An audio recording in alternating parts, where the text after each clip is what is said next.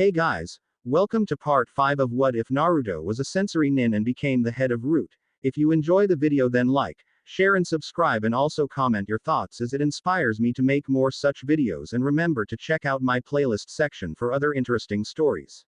So let's get started. Chapter 16. Yugito dashed through the woods nearly cursing under her breath. 6 months of waiting in the fucking woods.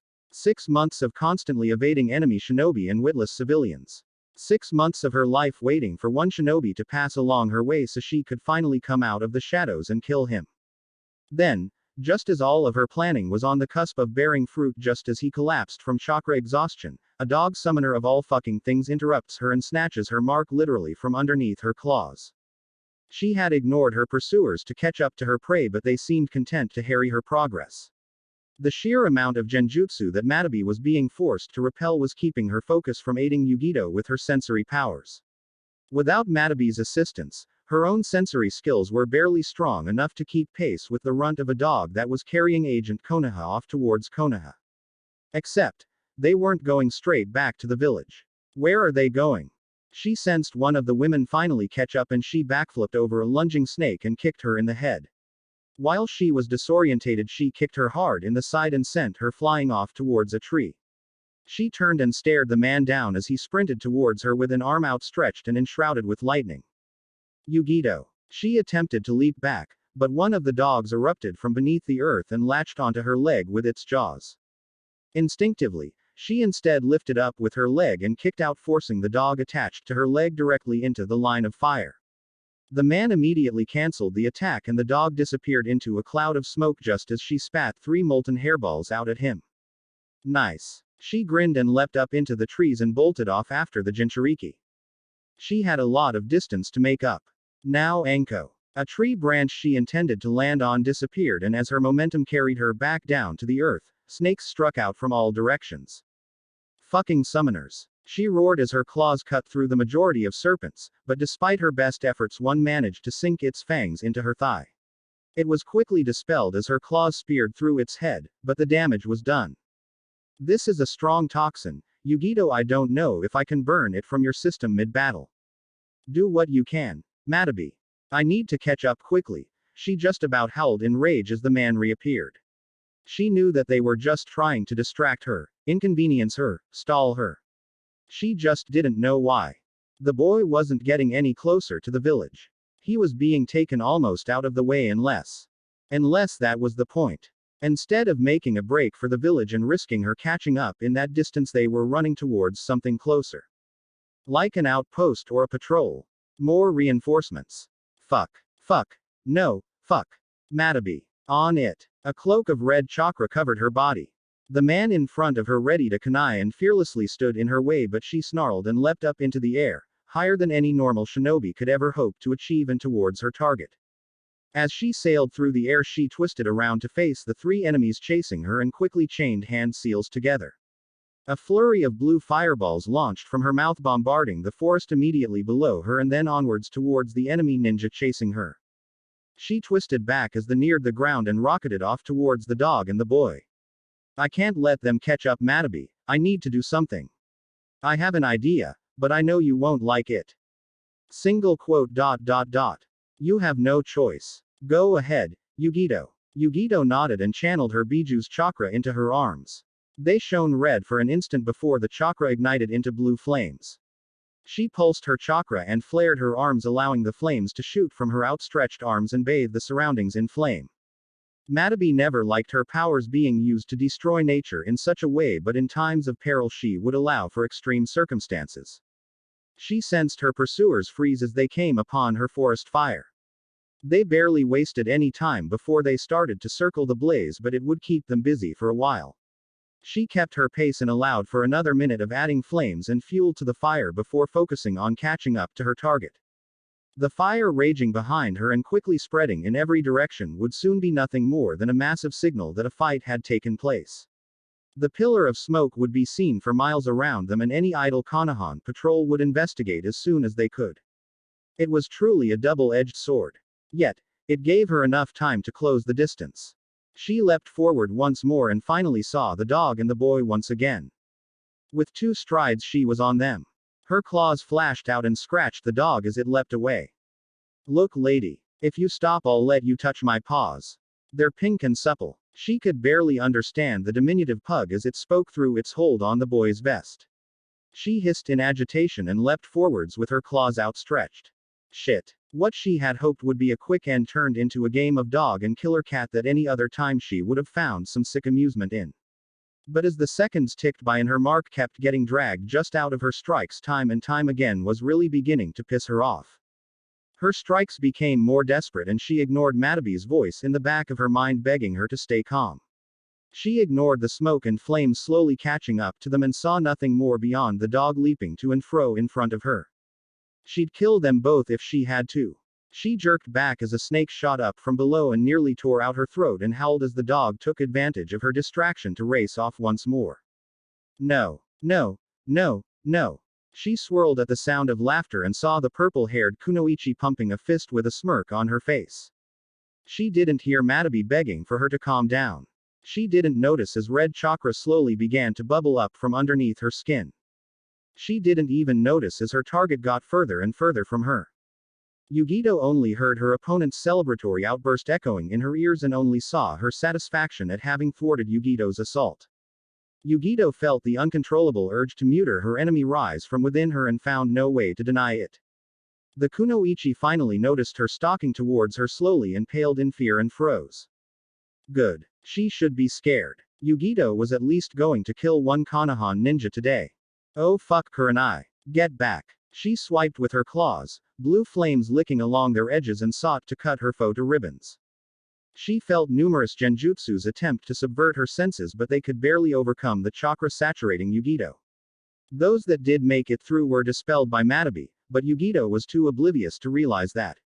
She continuously stalked forwards cutting through snake after snake as the summoner tried to bog her down with overwhelming force. A pathetic and amateurish attempt. She was facing a Jinchuriki. There was no overwhelming Yugito. There was no overpowering her. There was no escape. She would only have death. She speared a snake the size of a pony through its open jaw and was upon her in an instant. Her claws met Kunai and Yugito's grin became savage. She could see the genuine fear in her prey's eyes as she toyed with her. Cut her skin, but never deeply. Pierced her flesh but only superficially. Oh, Yugito was going to draw this out. She deserved this for daring to oppose her. Yugito. Stop. A trembling Kunai quickly raised in defense, got cut into fifths. Her nails shredded through the metal and cut into the kunoichi's face tearing into the flesh of her cheek. Ah. Anko. The other kunoichi, the genjutsu user, rushed in and attempted to engage in hand-to-hand with a desperate ferocity. She snapped out and grabbed her head and slammed it into a nearby tree, tossing her unconscious body to the side. Kurenai. Her prey sliced out with a kunai and she quickly knocked it to the side. Yugito. He's almost here. She almost purred as she held the kunoichi down and slowly leveled her claws at her eyes. Sweet dreams. She slowly pulled her arm back, relishing in the terror the woman beneath her exhibited as she uselessly struggled against her. Yes, this was going to be. Yugito. Behind you. She blinked and gasped as she once more got control over her emotions. She twisted as fast as she could, sensing the attack coming for her back. The Konoha Shinobi was there, fist spearing towards her encased in lightning. Within a second he was inside her guard and if it weren't for her claws she would have been dead. As it was, her claws were able to stop his arm just as his attack entered her stomach. It made it about a third of an inch into her stomach and the pain almost made her throw up. He quickly tore his arm out of her grip, cutting thick gashes into it from his claws, but wasted no time in swinging with a kunai. She leapt back, a hand gripping the hole in her stomach tightly as Matabee's chakra slowly healed the wound. Her adrenaline was pumping as that had been the closest she had come to death in a long time. Anko grab Kurenai and follow after Pakun. I won't be long. She snarled and watched him closely from her perch on a tree limb. He stood patiently between her and the kunoichi. She's a Jinchuriki, Kakashi. You can't take her alone. The man smiled and chuckled. I don't have to take her out.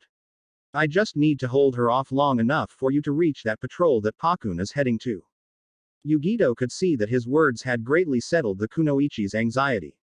Yugito meanwhile felt anxiety slowly begin to creep up in her chest. There was only one Kakashi that she knew of with a Sharingan.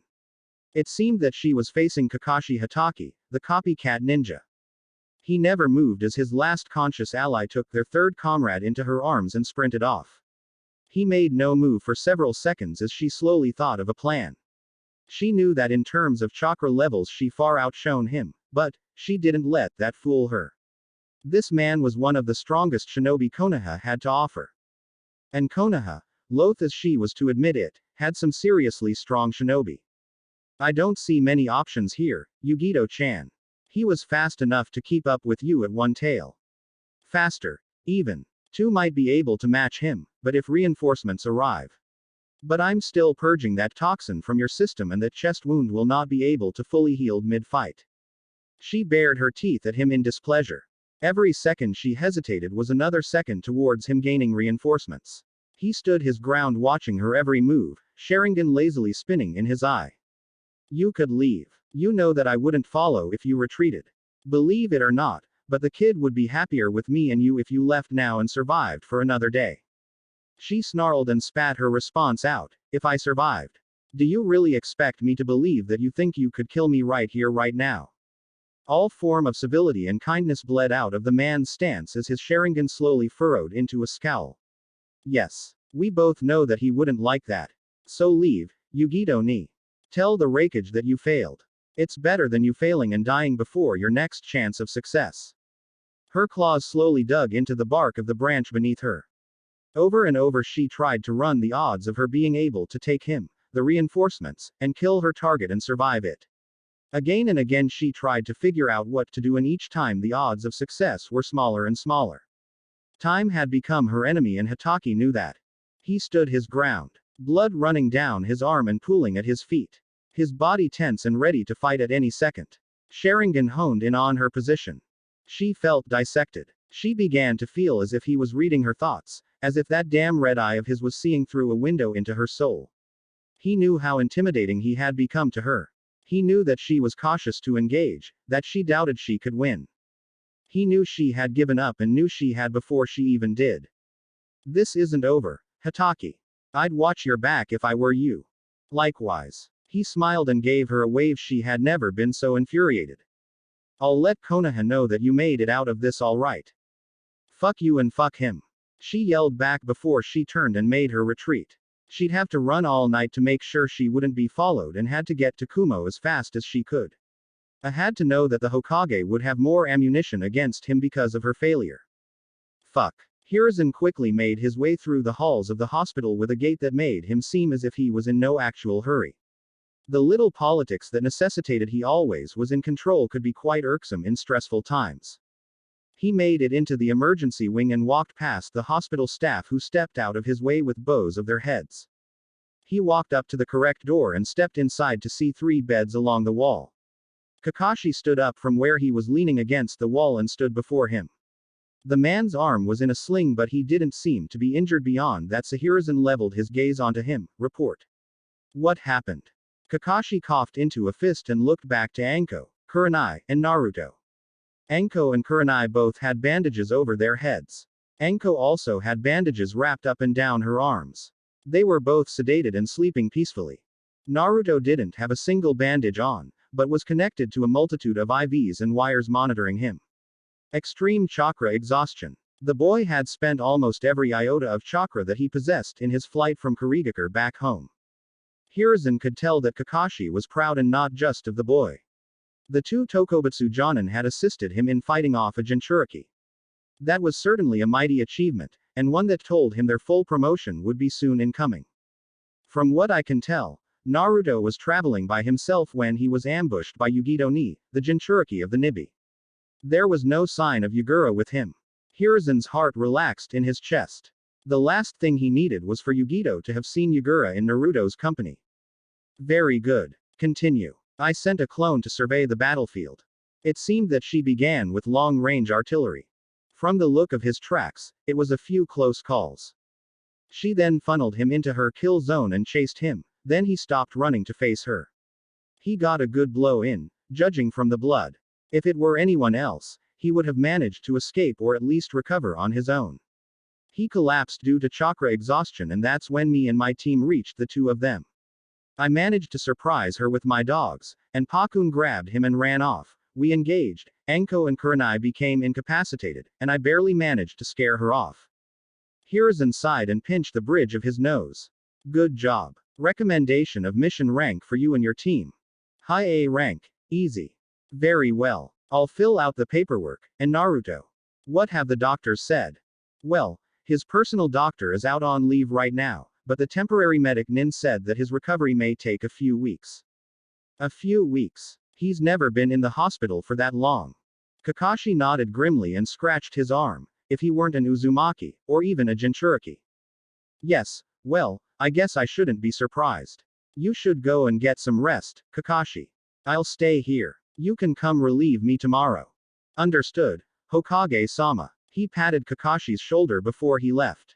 He then walked over to the single chair in the room and took a seat. Now was just time to wait. Roshi grunted as he sat down by the fire. He eyed Yagura cooking dinner over the fire and couldn't help a small grin at the sight. He'd never have imagined that his life would turn out this way. It's pretty impressive how fast this has gone so far. Don't get excited just yet. We've been lucky. It could be years before another opportunity to meet with or even speak to another Jinchuriki appears. He nodded his thanks to Yagura as he was handed a bowl of stew and ate some bites. They were far enough in the wilderness that they could manage a small campfire. It had been nearly a week since they had split off and left Naruto to return to his village. They had plans to rendezvous in about a month, and Roshi was hoping to get a better read on Yagura before they made any definitive plans. The Kage was polite and courteous. Kind, even. He had an edge to him, but Roshi would have been disappointed if he didn't. What he and Sun were looking forward to was an opportunity to spar against him, see where they matched up in the hierarchy currently. Naruto was strong, of course, but young and inexperienced. In a few more years and with some hints and tricks the two vets had gained in their years of experience, the three of them would be strong enough to threaten severe damage to any hidden village. It's surprising how excited you are at that fact. It's just realizing how much leverage the Jinchuriki have. Onoki spent years drilling into me and Han that we had no choice but to be loyal, that our duty was to the village, that our burden indebted us to the village, but, in truth, we hold tremendous power. If we actually managed to get all the Jinchuriki united, there'd be nothing they could do. If that were true, don't you think that all of us Biju would be free right now? Our strength is not infallible as some of my siblings would have you think. I hear you, but, if we also had others behind us. You don't ever talk much, Roshi. Do you even like the stew? He looked up to see Yagura grinning at him. It had been decades since anyone decided to tease him. It's fine. Fine. Delicious. Ha. It's okay, kid. Yagura rolled his eyes. I'm a Kage. I'm not a kid. Cages can still be kids. The Raikage throws a fit whenever he gets inconvenienced. Ha. As if the Tsuchikage never stubbornly refused a genuinely beneficial treaty if he felt even a little slighted or disrespected. Roshi smirked and shook his head. Onoki could throw a tantrum, that's for sure. Well, at least you're man enough to admit that much. I never liked him. I never liked anyone back home but Han. If I completed my missions, I'd be left alone. I'd have weeks, months, of peaceful solitude and isolation. And then you'd have another mission, yeah. That's what it was like for me in the beginning, when I first became Isobu's Jinchuriki. At first, my clan acted like nothing was different. But, after the first time I lost control. They give us this burden and this power, and they're terrified the moment they fear you might lose control. As if that power was naturally bestowed upon us. As if we are the Biju the second they're sealed into us. I used to have friends. Yagura sighed and sullenly stirred his bowl, and then, I was named Mizukage. And I don't remember a single day of it. Instead, someone made me into the monster that the world fears us to be. Roshi felt his heart go out to Yagura's story. Naruto was young and had been raised differently from Roshi. Their experiences were very similar in certain lights, but overall there were stark differences. But, Yagura, his words hit close to home. Roshi took another bite of his stew before he heard someone approaching. He looked up and then nearly choked once the newcomer stopped suppressing his presence. Yagura froze and then stood up as the blue-skinned man held out a green staff with two hooks on either hand out to him. I believe you lost this, Mizukage-sama. Quote. Kitsune. Hoshigaki. Yes, sir. Fuguki is dead, a traitor. Roshi watched as he brandished the massy sword behind his back, so I took Samaheta for my own. Yagura didn't seem to know how to react at first, but then a cool, satisfied smile grew over his lips. Indeed. He walked forward and Roshi firmly resisted reaching out to stop him. He took the staff in his hands and looked it over before looking down at Kitsune. I remember you. Your wish was to become one of the 7 swordsmen. Remember me? Kitsune looked up in slight confusion and Roshi realized he didn't know about the genjutsu that had controlled Yagura. He had chosen to give his loyalty to the monster of Kiri. I only remember the strong, Hoshigaki. I didn't expect anyone else to survive the war, but here you are. And you have brought my staff, your loyalty will be repaid in full. Rise. The man stood and Roshi watched on in almost a trance as Yagura adopted his cold facade. The man could act. You will serve underneath me as the leader of the 7 swordsmen. I task you with gathering the other 6 blades. It will be up to you to find them, and once you have, we will reform the ranks with shinobi of your choosing. Roshi watched as every word seemed to make Kitsune more and more enthralled. He'd seen this look before in Iwa. Some shinobi consumed with power and their perceptions of where they fit in the world, misunderstanding fanaticism for loyalty. Of course, Mizukage-sama. I will do as you request. Where will you be? Use your summons to communicate with me. I will inform you of a meeting place should we need to convene. Roshi stepped forward and instantly saw the swordsman tense. I might know where you can start your search. Who is he? Yagura-sama. A compatriot. Meet Roshi, the Jinchuriki of the Yonbi. The man's grin took on a bloodthirsty tint and Roshi almost rolled his eyes. Of course he'd want to fight him once he learned he was a Jinchuriki. Where should I start looking, Roshi? What insight do you have on where I can find the most sought-after treasures of Kiri? There's a group assembled whose goal is the eradication of all Jinchuriki. Including your cage. A band of criminals known as the Akatsuki. It could be useful to have a man on the inside, and I'm sure with their connections you could find where the other swords may be hidden at the same time.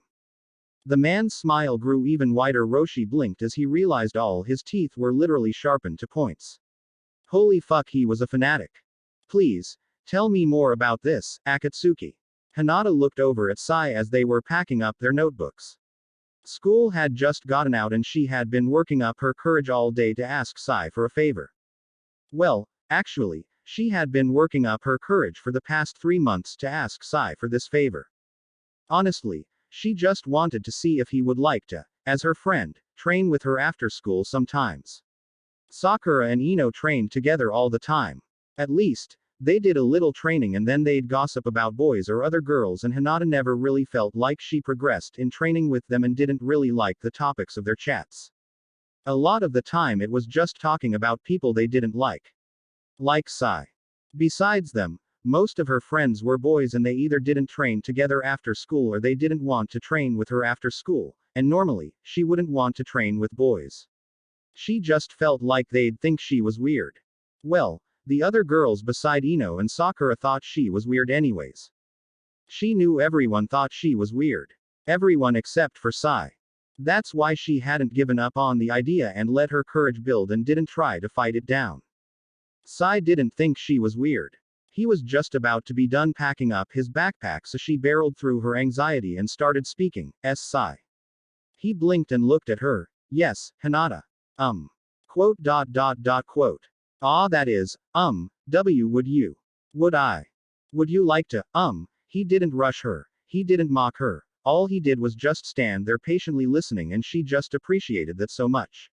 She felt the tension begin to bleed from her and she smiled lightly. Ah, Sai, would why you like to train after school sometimes? I'm sorry, Hinata, I can't. Her teeth clicked shut and she blinked. Oh, yes, today isn't the best for me. Okay.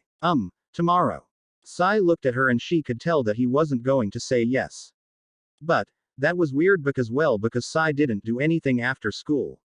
He didn't hang out with friends, he just went home and did homework. This seemed to be another Sai secret. Like who made his bentos. She had seen Sai try to cook during class before and he actually wasn't good at it. So someone spent a lot of time making awesome lunches for him at the very least, and now, He had stuff to do after school and wasn't telling her. With anyone else she would have let it drop there. But, she had worked too hard to ask him to give up now, and if it was a Sai secret, then he would actually be impressed with her if she figured it out on her own. Anytime she caught Sai in a lie or fished a little tidbit about himself out, he was always impressed with her and complimented her for being nosy. She blushed as he gave her a soft smile with a knowing glint in his eyes and got up and left the classroom. She quickly got up to go after him but quickly lost him in the crowd. She pushed through her classmates to get outside and looked around and he was gone. She frowned. He really wasn't going easy on her. She activated her Byakugan and quickly scanned around. She saw parents chatting as their children ran up to them, idle civilians chatting across the street, Sasuke slipping into an alley trying to be inconspicuous, Shino looking at some bugs near the bushes. She blinked and focused back on Sasuke. He was stealthily making his way through an alley heading away from the Uchiha compound. Suspicious. Sasuke had made it a habit to ask Iruka to spar against Sai whenever they had sparring sessions. Well, it was a stretch, but maybe they were friends, and if that was the case maybe they were training after school together.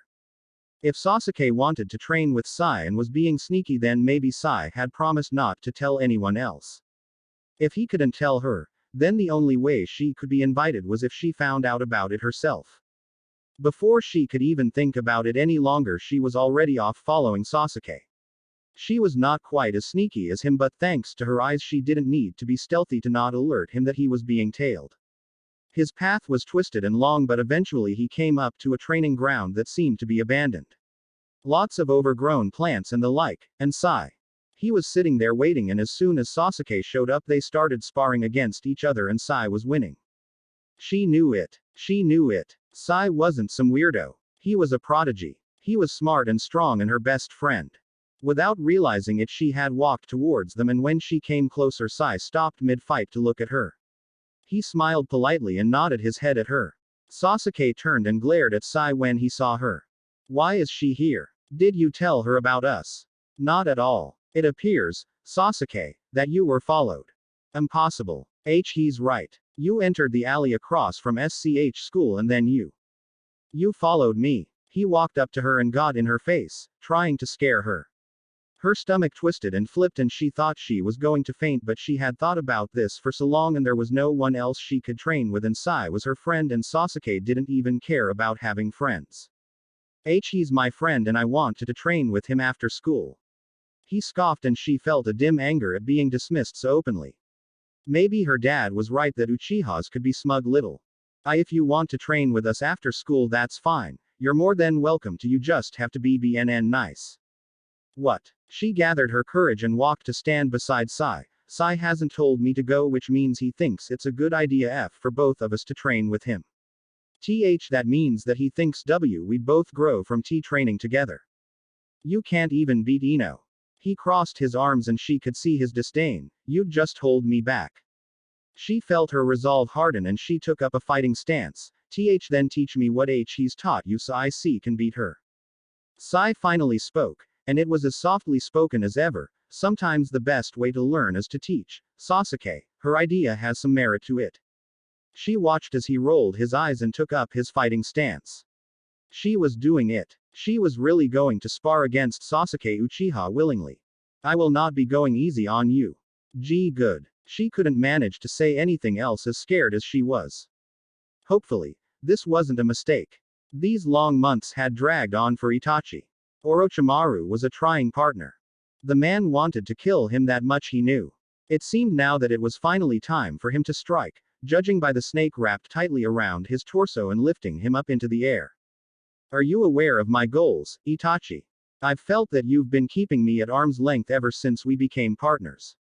You haven't seemed to trust me once, Kukuku.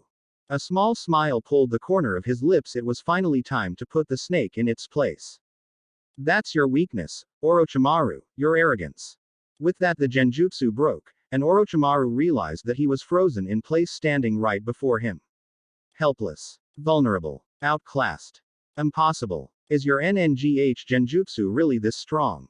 Your eyes must be more powerful than I imagined. His words dredged up Itachi's anger and grief at the fate of Shisui, of Danzu's desire for his Sharingan, and he elevated the genjutsu, making the Sannin believe and feel as if a dozen stone spikes were speared through his body. Impressively, Orochimaru slowly pulled up his arms to form a hand seal. Only for Itachi to effortlessly cut it off. Orochimaru's eyes widened in shock as his arm flopped to the stone at his feet. He decided to give the man a final warning. Orochimaru, struggle all you desire. You can't fool my eyes. The Sannin just struggled and glared daggers at him. Clearly, he had not been this vulnerable for quite a long time. I'm unsure of what even to do with you. Kill you, or take you to leader. No, you're not even worth sparing. Itachi, wait, your callousness is sickening. Lord Orochimaru. A hail of shurikens flew towards his head and within an instant another shinobi stood between him and the Sannin. I won't forget this insult, Itachi. The madman yelled before setting off a spread of exploding tags. When the smoke cleared they were both gone. Itachi had no intention of chasing them though. No, he had to report to base that he'd need yet another partner. At least they couldn't fault him for chasing Orochimaru off. But, what was really on his mind was the fact that the shinobi that saved Orochimaru had winked at him. I wonder what that's about. Kuretsuchi slowly picked up her bag and looked around the cabin around them. It was littered with scratches and scuffing and even a few burn marks from her multitude of escape attempts. It wasn't home but it wasn't a prison, though it was a cell. Her feelings on it were extremely conflicted. Luckily, Warden hadn't seemed intent on pretending like he hadn't kept her hostage this whole time. He was waiting for her with a smile as she walked to the door. He patted her shoulder and she didn't feel the usual burst of anger at the gesture of friendship. He had become something of a teacher in a way. At least, she learned a lot from him. He smiled at her and she smiled back though he couldn't even see it. Good to go. Yeah, I'm ready. Am I really going home? Really? You're not going to lure me out to the woods and then murder me because the negotiations went south and my grandpa declared war. No, I'm not going to be moved to a maximum security prison in Konoha. Nope, you're going home. Wow, yeah. She stood there before him, resisting the temptation to give him a hug and instead punched his shoulder. Don't capture any other girls and keep them prisoner, okay? Hey, don't say it like that. She laughed and he laughed with her. Like old friends. But not. Kind of like friends. It was weird. He held out his hand for a handshake. Any last questions? Can you at least tell me your name? She reached out and took his hand. Shisui. Uchiha. Her eyes widened and then she felt her body be dragged along a body flicker technique. Before her vision could even settle, she felt her chakra return to her. The seal must have been deactivated and instantly felt Warden Shisui flicker away. He was so fast. That was so cool. That must have been how he always caught up to her. Kuretsuchi-sama. She turned to see a group of samurai and her comrades looking at her in shock outside the walls of the fire capital. She took in the view before her and embraced the thrum of her chakra running rampant within her. Freedom. She grinned widely and gave them a thumbs up. Let's get a damn move on. I want to get home already. Chapter 17. Sasuke quietly ate his breakfast before school. His mom sat down across the table from him with a smile and a cup of coffee. Before the massacre before his dad was killed, they would never sit down to eat breakfast together.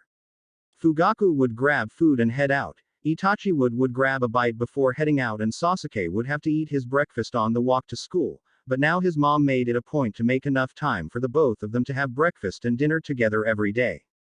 It was a lot. It was nice though. It also made his mom happy and that was worth it. They were both close beforehand but since they only had each other now, he couldn't imagine ever losing her. He guessed she probably felt the same way about him. So, I've noticed that you're coming home late after school every day now. Yeah. Wanna tell me what you've been up to? She asked with a playful grin. She had also become much more light and playful. It was surprising because she had always been so serious whenever dad was around, but then so was he. I'm training. I guessed as much. Want to tell me who you're training with? He groaned and speared his fork through some eggs. Mom, just some classmates from the academy. He saw her perk up at his answer and put his head in his hands. She had been pushing for him to start hanging out with other students his age, making friends with your future comrades, Sasuke-kun, and all that. He didn't care about making friends. He only wanted justice. And to get that he'd need all the strength he could get as fast as he could get it. His therapist that he was forced to see told him that it was still possible to achieve his goals and make friends at the same time, thereby compromising and making his mom feel better, but he just didn't see the use of it. Now though, he froze for a second and looked back up at his smiling mom and gave a small smile in return. Quote. Just two classmates. And their names. Ah, Sai. Sai and Hinata. Hinata. Hyuga. Yes. She is a Hyuga. His mom slowly nodded and sipped some of her coffee. He was surprised that she didn't immediately ask any follow-up questions. Is that okay, mom? Huh. She snapped out of her trance and looked back to him confused. He started to feel a little queasy in his stomach at the thought of disappointing her. Well, I know she's a Hyuga and how. Dad would. Before he could say another word, Makoto had wrapped her arms around him and pulled him into a hug. Oh, Sasuke, I would never tell you who you can or cannot make friends with. And if your dad was still here and you told him about her, I'm sure that he'd take back the things he'd mutter. He'd be happy for you, dear. Sasuke hugged her back tightly and didn't let go. He felt his eyes start to tear up and he focused as hard as he could to not cry. He was tired of crying every time he talked about his dad. Or his brother. His father was dead. He always would be now. It was time to be strong. For himself and for his mom. Quote. It's okay, mom. I'm fine. You're not fine, honey. She pulled back and gave him another soft smile that made it just that much easier not to cry. She rubbed his cheeks and gave him a kiss on his forehead. But, you're so strong. I'm so proud of you. Quote. Thanks, mom. She fussed with his hair for a little bit before going back to sit down. I'm surprised. I thought you didn't want to make friends. He resisted the urge to claim they weren't his friends. It'd be easier if she thought he was making friends and not training underneath a shinobi masquerading as an academy student and his friend. Quote. They're focused on becoming better shinobi. Ah, I see. Well, I'll push back dinner a little bit so you have plenty of time to train, but don't stay out too late on weeknights just training. You still need to complete your chores and your homework with plenty of time to rest, okay? Yes, mom. Love you, Sasuke. Love you too, mom. I gotta go to school. Have a good day, sweetie. Enko blearily opened her eyes to the sound of mechanical beeping. Her eyes were dry and it felt like something was tugging tightly on her cheek. Her tongue felt bloated and her mouth was dry. Her whole face was itchy. She really had to pee. She was in the hospital. Typical. She glanced over through her blinking eyes and saw Kurenai sitting in a chair in the corner of the room snoring. Kurenai. Hey, psst, Kurenai. Kurenai blinked her eyes and yawned, stretching her arms up high. Damn. Enko grinned. I can't believe you fell asleep in that fucking chair of all things.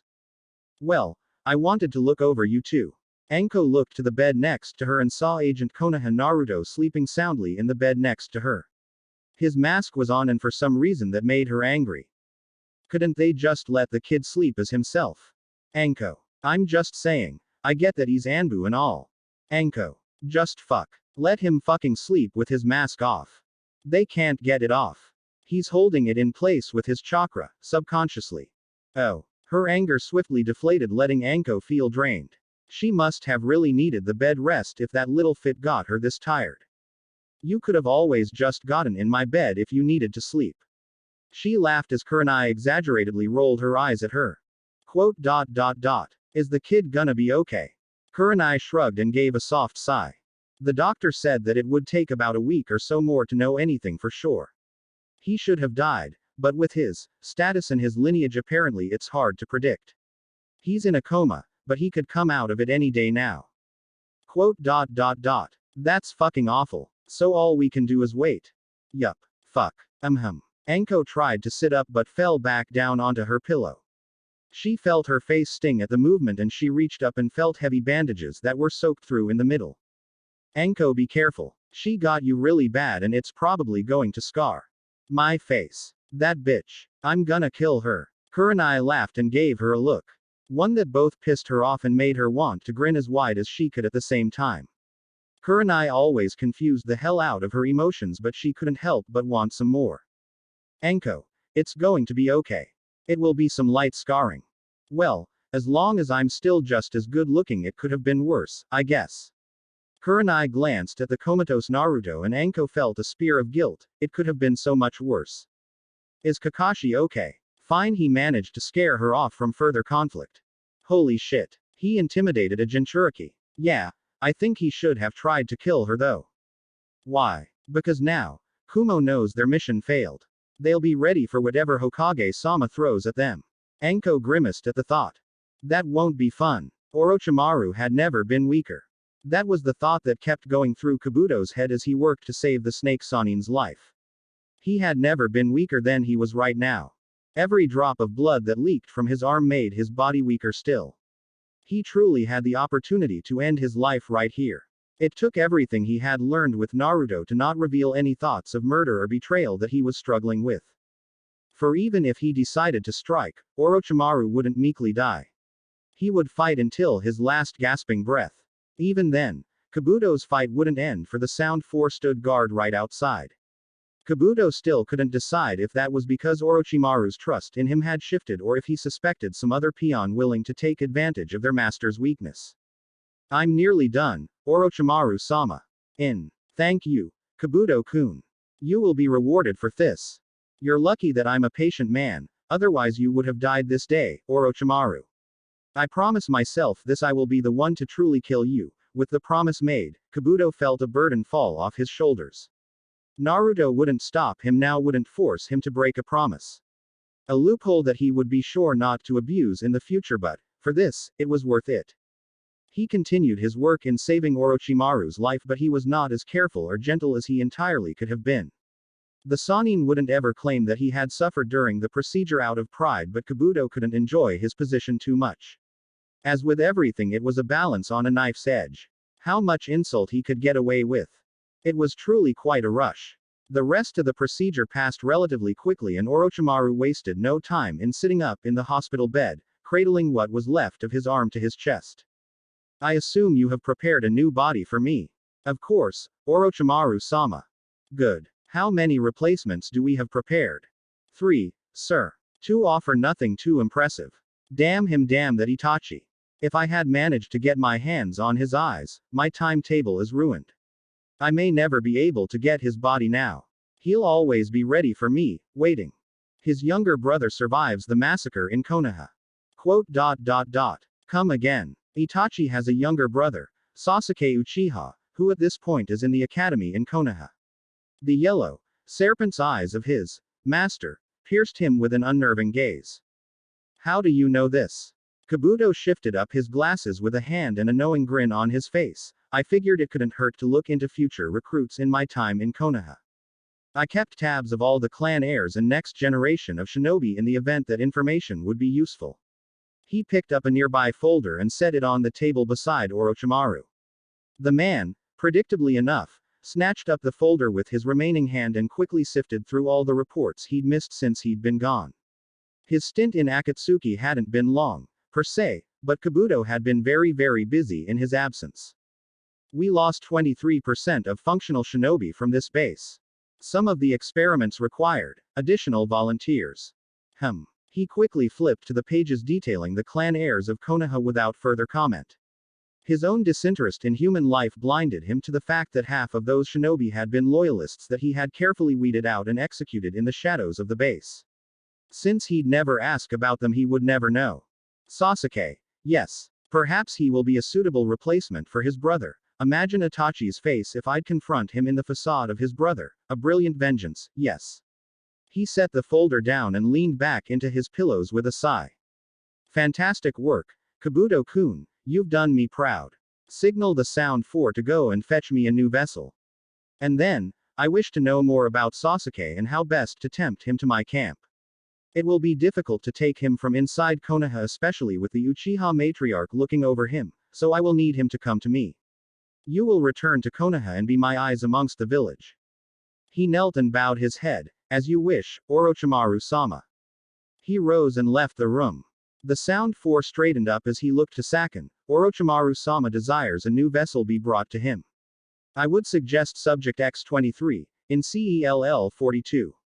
Saken nodded, but the girl, Tayuya, Houghton crossed her arms. And why don't you go and get her for him, eh? You fucking eel. Our Lord desires for me to return to my post in Konoha. I leave immediately. He gave a toothy grin and stared her down. But if you keep him waiting, he may just decide to use you as his host instead, to Yuya-chan. Fuck you, you four-eyed creep. She flipped him off and stormed down the hall, the other 3 members following her, and he just laughed. It would give him so much pleasure to watch the legacy of Orochimaru crumble and burn to ash. It was only a matter of time. He'd made a promise, after all. And you could never go back on a promise. Inoichi quickly made his way into the entrance of the Shinobi hospital and headed towards the Anbu ward. His conversation with Hiruzen and Kakashi more than half a year ago had never sat well with him. Particularly when, after about a week or two, his clan had reported reduced sightings of the mental infiltrator the Hokage had running around the village to test them. That lie was probably the one that rankled Inoichi the most. He was no fool, he was one of the highest ranking Junin of the village. The Yamanakas may not have been as prestigious as the Uchiha, the Hyuga, the Senju, or the Sarutobi, but they were still a founding clan. The Hokage did not care to continually strengthen the Yamanaka's sensing abilities. Not to this scale. If he was doing this on behalf of the Yamanaka, he should have been strengthening the other clans in other ways as well. So, Inoichi had asked around, he wasn't. The Akamaiki didn't have to contend with saboteurs poisoning this stock of food to build up their constitution. The Nara didn't have to worry about infiltrators hiding in the shadows that should have been their safe haven to keep them on their toes. The Inuzuka and Aburame didn't have to continually keep their dogs and bugs at ease. The Hyuga nor Uchiha had specters appearing at the edge of their vision only to disappear when focused upon. No, the Yamanaka were the only clan who were being tested and trained daily. Which meant that Inoichi's suspicion was correct. They weren't the focus of this exercise. He had been fed a lie to placate his clan and to boost their pride. Keep them from questioning. The answer soon became clear when you looked at all the facts objectively. The first reports of a lone infiltrator with an aggressive empathic ability had been few and far between a few years ago. Then, almost as if overnight, the number of infiltrators grew exponentially. Numbered somewhere in the hundreds. Daily. Yet, no Yamanaka had ever been able to determine the identity of any of the saboteurs. Whenever they came close to cornering one, its presence disappeared and the shinobi along with it. As if out of thin air. That was when Inoichi had put the pieces together from the report of a Yamanaka who had been in the most recent Junin exam. Shadow clones. The single, lone infiltrator had been taught how to make shadow clones and somehow, someway, was making nearly 200 clones every single day. Reports indicated that the majority of the clones stayed active for 6 hours at a time. It had never been about training the Yamanaka. It was about rapidly accelerating the learning of a single shinobi. The majority of the clones had been situated in the library. 200 days of studying in one, the mental fortitude required for such a feat had never before been heard of. Knowing that, another realization became clear. If the intent was not to teach the Yamanaka, then the lie was to fool them from a simple fact. The shinobi could not turn off their empathy. The shinobi was constantly sensing the emotions around them. A mental jutsu of unparalleled might. A single shinobi that could make an army of empathic spies. The largest threat to the Yamanaka's standing in the village. That was when an anonymous informant left him a clue on his own personal desk. A blood work file and a classified Anbu dossier for Agent Konoha. The papers both indicated that the agent could be nothing else but a Yamanaka himself. It had all made sense to him, of course he was a Yamanaka. He had to be. This kind of technique could only be from his lineage. The thought of the Yamanaka having a dormant Kekkei Genkei had tossed around his head, but bloodline or jutsu, the important factor was that the shinobi would be more protected living amongst the Yamanakas than hidden to do only the Hokage's will. Sarutobi had been much more autocratic when he resumed the mantle of Hokage. Shikaku had attempted to dissuade him from talking to the Hokage, so Inoichi had confronted Kakashi first. After the Kyuubi attack, Kakashi had quickly risen through the ranks to become Hiruzen's whispered right-hand man and staunchest supporter. It had all been for naught, as he'd been all but scolded for his protestations, so he'd kept his nose down, but he'd also secretly kept his eyes open. It wasn't long before one of his men had once again sensed Agent Konoha as he was seemingly being taken to the hospital from his mission, which he now was almost certain was the Kurigakure Civil War. All of that to say, Inoichi wasn't going to take no for an answer as he entered the Anbu ward. He passed a couple janitors cleaning the hallway as he rounded the corner and saw Kakashi anxiously twirling a kunai in front of a nondescript door. Bingo. Kakashi. Inoichi felt his rage simmering as he made his way towards him with a scowl sliding over his face. Ah, Inoichi. Why am I not surprised to see you here? Spying on your fellow shinobi now? Hardly. He stood before the door with his arms crossed as Kakashi subtly shifted to fully block the entrance. They stood just looking at each other, the silence doing nothing to hide the rising tension between them. Finally, Inoichi's patience broke first. If you'd excuse me, I'd like to talk to the boy. Agent Konoha, you mean? A clan member of mine who falls under my protection. Kakashi laughed. Oh, so you decided not to drop your self-imposed crusade then? I won't be lied to anymore, Kakashi. I'm going to find out the truth whether convenient for the Hokage or not. You really should know better to hold your tongue better as a clan head, before you start nearing talks of sedition or treason, Inoichi. He took a step towards him. I'm more than comfortable taking you and the other guards out before walking in that room. Kakashi seemed to pause for only a second. This ward has been emptied. How did you know about those with him inside? Inside. Don't pull my leg, Kakashi. Your men down the hall. Within the span of a breath, Inoichi and Kakashi had their kunais out as the two janitors leapt from behind the corner, off the wall, and towards them with the bottom half of their mops falling down to reveal disguised blades beneath. The strength of trust between Konoha and Shinobi was perfectly exhibited by the two bickering elites instantly moving in tandem. For while Inoichi may have been a few seconds from fighting Kakashi himself, both of them wanted the best for the boy recovering in the room. The only target that the infiltrators could possibly be willing to risk attacking Kakashi Hatake over. The hall was silent except for the clanging of metal as the two of them countered every swing of the swords with expertly placed kunai. On some unseen signal, the two assassins flipped over the other, seeking to entangle their foes in each other and strike as they floundered to switch. Except, Inoichi was part of a legendary three-man cell notorious for their teamwork, and Kakashi had a Sharingan. The trick did nothing but give the both of them time to slide forward in unison and interrupt their assailants' landing and push them back down the hallway. One of the janitors started chaining hand seals as the other raced forwards. The chirping of 1,000 birds was all the warning Inoichi had before Kakashi sped down the hallway with a lightning-enclosed fist. The Chidori was dodged by the first assassin but sank through the chest of the second, interrupting his jutsu. It was at that second that the trap was sprung, as with his last dying breath the man grabbed Kakashi's arm and ignited a vest of explosive tags. Inoichi was knocked off his feet in the ensuing explosion. He didn't see what happened to Kakashi and didn't have time to care. While it most likely didn't kill him, it would have only taken a second's hesitation to not clear the blast in time. No, Inoichi's focus was on the remaining shinobi who had just made it to the door of Agent Konoha's room. He scrambled to his feet as quick as he could but was helpless as the door opened and the man took out a kunai. It was then that Inoichi knew the goal wasn't to capture but to kill. And he wouldn't be able to do anything before the man took a single step into the room before a python sprung towards him, catching his neck in its jaws. The explosive force of its attack slammed him across the hallway and pinned him to the wall. Anko Mitarashi snarled in overwhelming bloodlust as she raced across the back of her summon and drove a scalpel through the man's neck before he could ignite his own suicide vest. The blood squirted across her face, but she didn't even blink as she grinned in vicious satisfaction. Not today, motherfucker. Inoichi sighed as the adrenaline left him and he rested a hand on the wall. The boy was safe.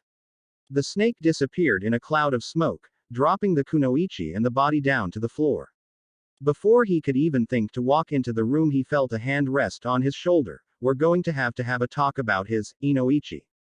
This is worrisome. Inoichi turned back to Kakashi with a curse on his lips, but it shriveled in his mouth.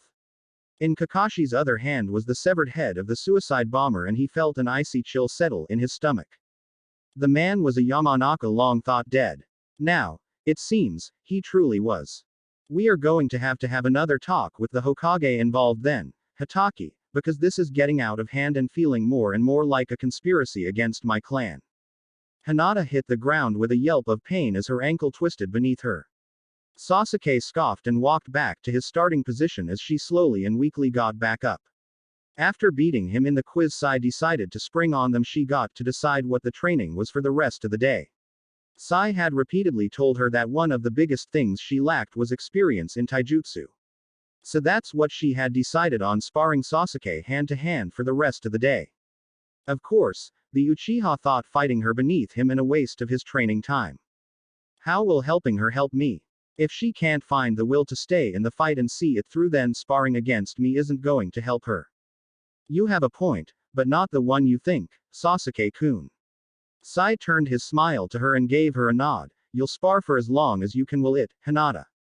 But, if you don't get up, then I'll move on to teaching Sasuke some jutsus he's been asking about and you can recover at home. Sasuke had seemed satiated with the condition and accepted, but Hinata had realized what Sai had done. This wasn't a battle of who was stronger but who was more determined. It didn't matter how many times Sasuke bested her or knocked her down, all she had to do was get back up. Get up. Keep going. His words from her spar with Ino played back in her mind once more. Over the past few months, they had almost become her mantra. Sasuke kneed her in the stomach, knocked the air out of her lungs as she collapsed gasping to the floor. Get up. Sasuke disarmed her kunai and spun around and slammed her into a tree. Keep going. Sasuke roared and caught her strike, flipping her over his shoulder and slamming her back into the dirt. Get up. He snarled as he countered each and every strike she threw his way before throwing his body forward into a vicious haymaker, knocking her back down with the taste of blood in her mouth. Keep going. She unsteadily climbed back up once more, blood dripping from her wounds as she entered her ready stance. Sasuke was enraged at this point, breathing heavily from the exertion of the continued spars. The sun had long began to set and they were close to the end of the session. He turned to Sai with barely restrained rage. End it. She can barely throw a punch, let alone stand. Sai shrugged his shoulders from his position watching the fight. She's gotten back up. There isn't enough time for another fight. The whole day has been spent with me knocking her down. And her getting right back up. Clearly, you have not been as effective in this exercise as you thought you would be if she still believes she has a chance of beating you. Seeing that Sai wouldn't intervene between them, he twisted back to face her. All composure was lost as the rage that he had buried deep was laid bare for her to see. He hid nothing in that moment: his disdain for her, his anger at her refusal to cede to his will, his frustration at somehow losing to her. It made Hinata smile. She was winning. Against Sasuke Uchiha. She winced as her beaten and bloody body trembled in agony from the continued beatings she had sustained today, though. This was the most pain she had ever felt in her life. She slowly but surely entered the ready position and, if possible, Sasuke seemed even more enraged. Are ready, Sasuke-kun. With no formal start, he leapt towards her, throwing furious punches. Though the continuous sparring had taken its toll on his endurance as well, she could barely block a third of his strikes. She resorted to blocking the strikes to her vital spots, allowing him to strike her extremities in exchange. Her vision began to blur as blood seeped down from a cut on her head into her eye. She missed him kicking out at her knee, but felt as her joint was snapped out of its position. She fell to one knee and gasped as Sasuke slid behind her and locked one of her arms out and put her in a chokehold with his other arm. She weakly struggled against him as she felt him slowly begin to cut off her air. Yield. And no. She tried to kick back at him, but he dodged her attempt and then locked her leg into place with one of his. The pressure increased on her neck and she felt her resistance weakening. Yield. NNN. She couldn't even speak as she weakly began to gasp for breath. Her vision began to black out and then she heard Sai's voice from beside them, enough. Sasuke released her and she coughed as her lungs sucked up as much oxygen as they could. There, I beat her. Tomorrow, we will focus on me. Without so much as a backwards glance, she heard him snatch his backpack off the ground and begin to walk away. Get up. Keep going. Get up. Keep going. Get up. Keep going. She trembled, straining what felt like every muscle in her body as she defiantly rose to her knees. She started to stand up straight and nearly fell back down but caught herself. She took a breath and then slowly stood up the rest of the way. He had nearly left the training ground before she took a deep breath. I got back up. He spun to face her, and she smiled weakly in face of his anger. Why you? Beat me. B but. IG got back up. She didn't know why she was yelling or why it mattered so much to her. But, she felt nothing but pride in herself for probably the first time as she did nothing more than stand up. Same time tomorrow. Sasuke-chan.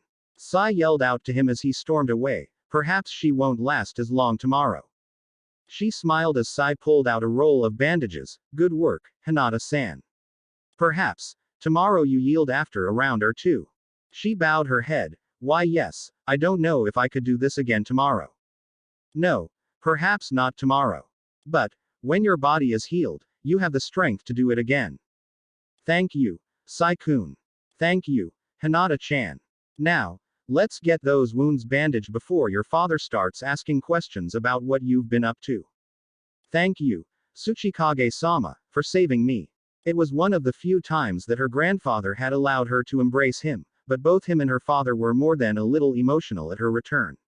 Seeing as it was just the three of them in his office, it was allowed.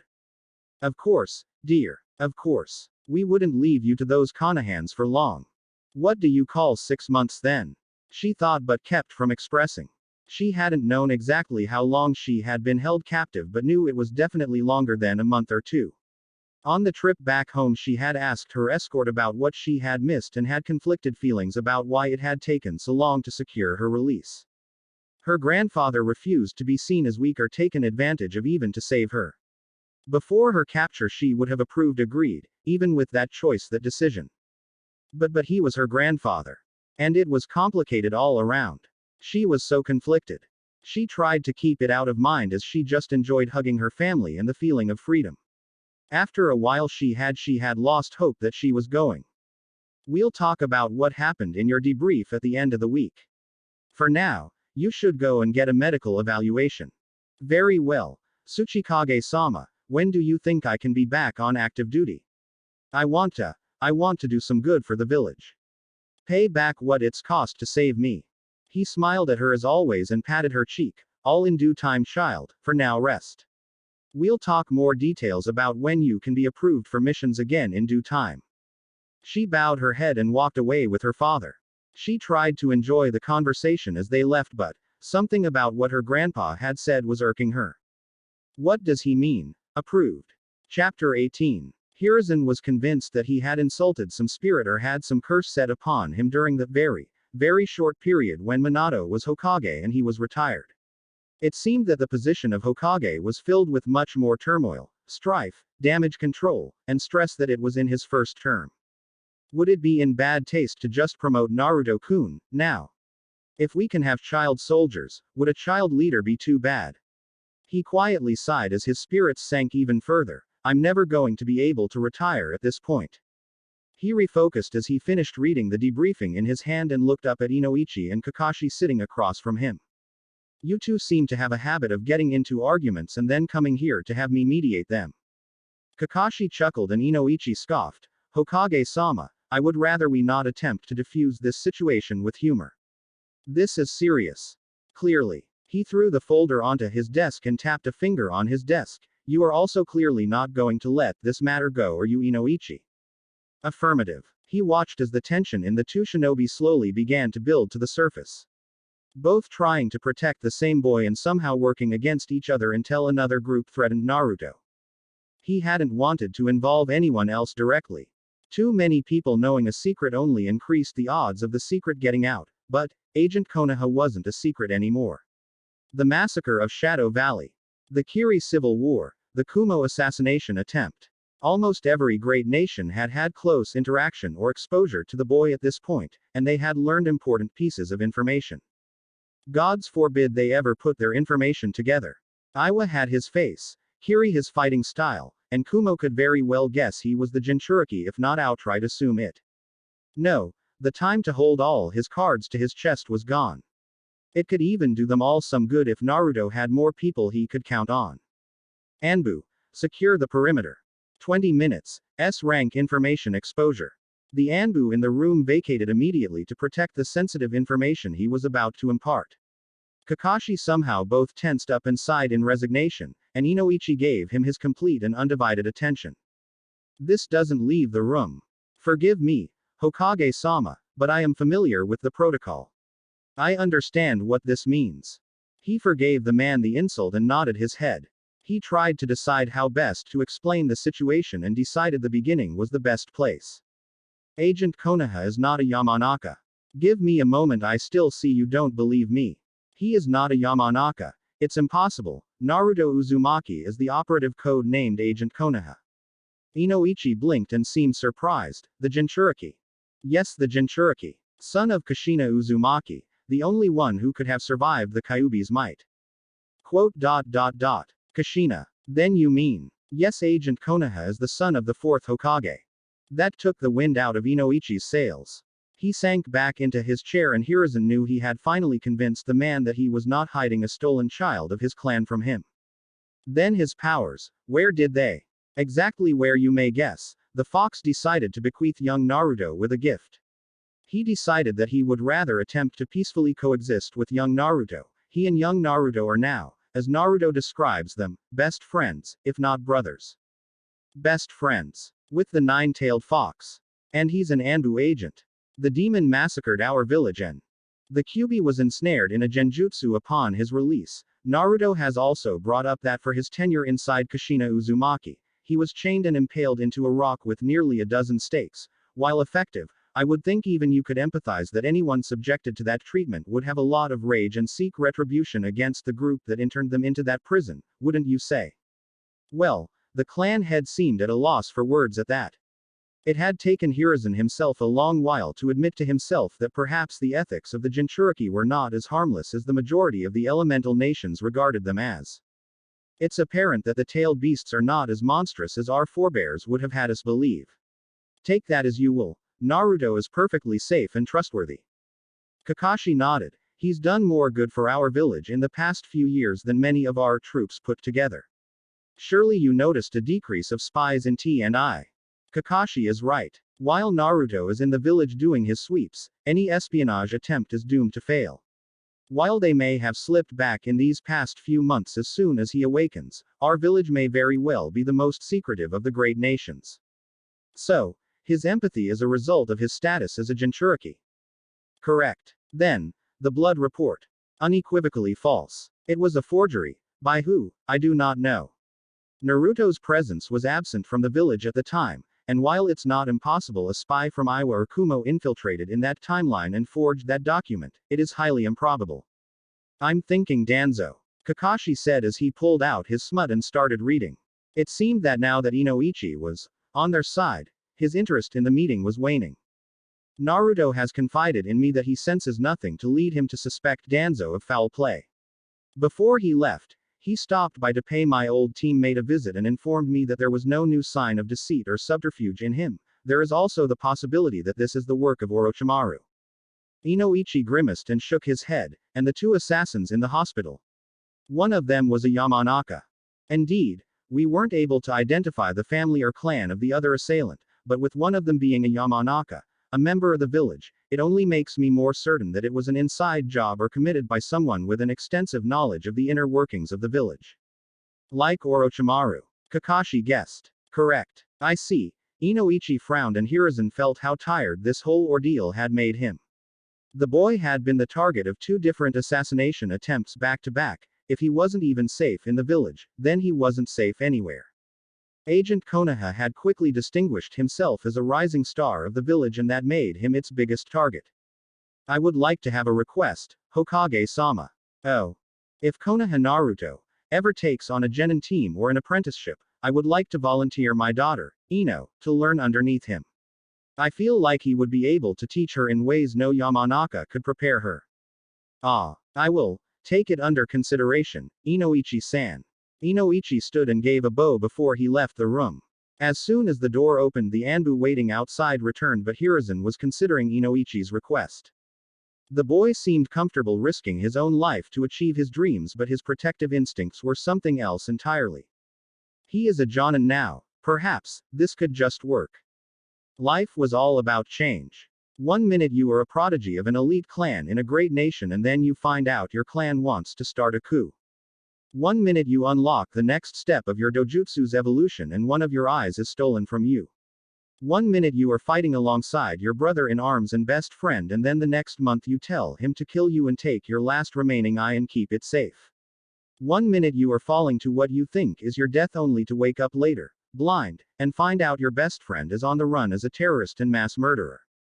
One minute you have a political hostage living with you and making the days go by quicker and everything doesn't feel quite so glum, and the next they are sold off for a price that could bankrupt a city and you are left in a cabin in the woods, alone and forgotten since completing your last mission. Well, some of those experiences may be extremely unique to himself, but the gist was the same. Life had thrown change after change at Shisui and he was just getting tired of them. He ate, he trained, he cleaned, he ate, he trained, he slept, he woke up. Rinse and repeat. He had lost the joy in training again. He would lose himself in it while he was doing it, but before he'd know it he'd hit a wall. He'd have to stop, and the silence would come back. With no one around to talk to, there was no reason to say anything. He was really starting to lose it. Then he heard a knock at the door. The chakra answered his call as he shunshined behind his visitor, Kunai ready. It was a young man. Hair up in a ponytail. Wearing a snake mask. Not Anbu. Not one that he knew, but something was familiar about the individual, the energy they were exuding, their chakra. Ah, you seem to be doing much better, Shisui. Kabuto. He stepped back and put the weapon down. A part of him was almost worried that he'd be reprimanded for threatening Agent Konoha's number 2, but then, the medic always seemed to shrug these types of infractions off. Ah, excuse me, Kabuto, it's been a while. It's good to have someone check in. Indeed. I'm judging that the treatments were successful. Oh yes. Shisui grinned widely. They were very successful, a little overwhelming at times, but I don't burn myself pouring tea anymore. You burned yourself pouring tea? Shisui laughed awkwardly and waved the question off. Kabuto just chuckled. It was nice talking to someone else. Having Kuretsuchi here had been great, especially as they'd grown closer, but at the back of both of their minds was the circumstances. Captor. Prisoner. It was easier being with an ally. Oh, have you heard if Konoha-sama has returned safely or not from Han? Kabuto's smile faded and his posture tightened. His pupils dilated for a moment and his blood rushed from his face. What do you mean? Well, a little over a week ago Roshi the Jinchuriki showed up. I told him that Konoha-sama had been off in Kiri on an extended mission, and he told me that Kiri was in a civil war. He rushed off to aid Konoha-sama and I assumed that he made it out okay. Kabuto nodded once and then looked towards the village. Good. If Roshi went to assist, then the odds of Konoha-sama returning safely are significantly higher. Surely his safety would be guaranteed. Jinchuriki are strong, but not infallible. Given enough enemies, or should a powerful enough shinobi be their combatant, we need to go to the village to see if Konoha-sama returned or not.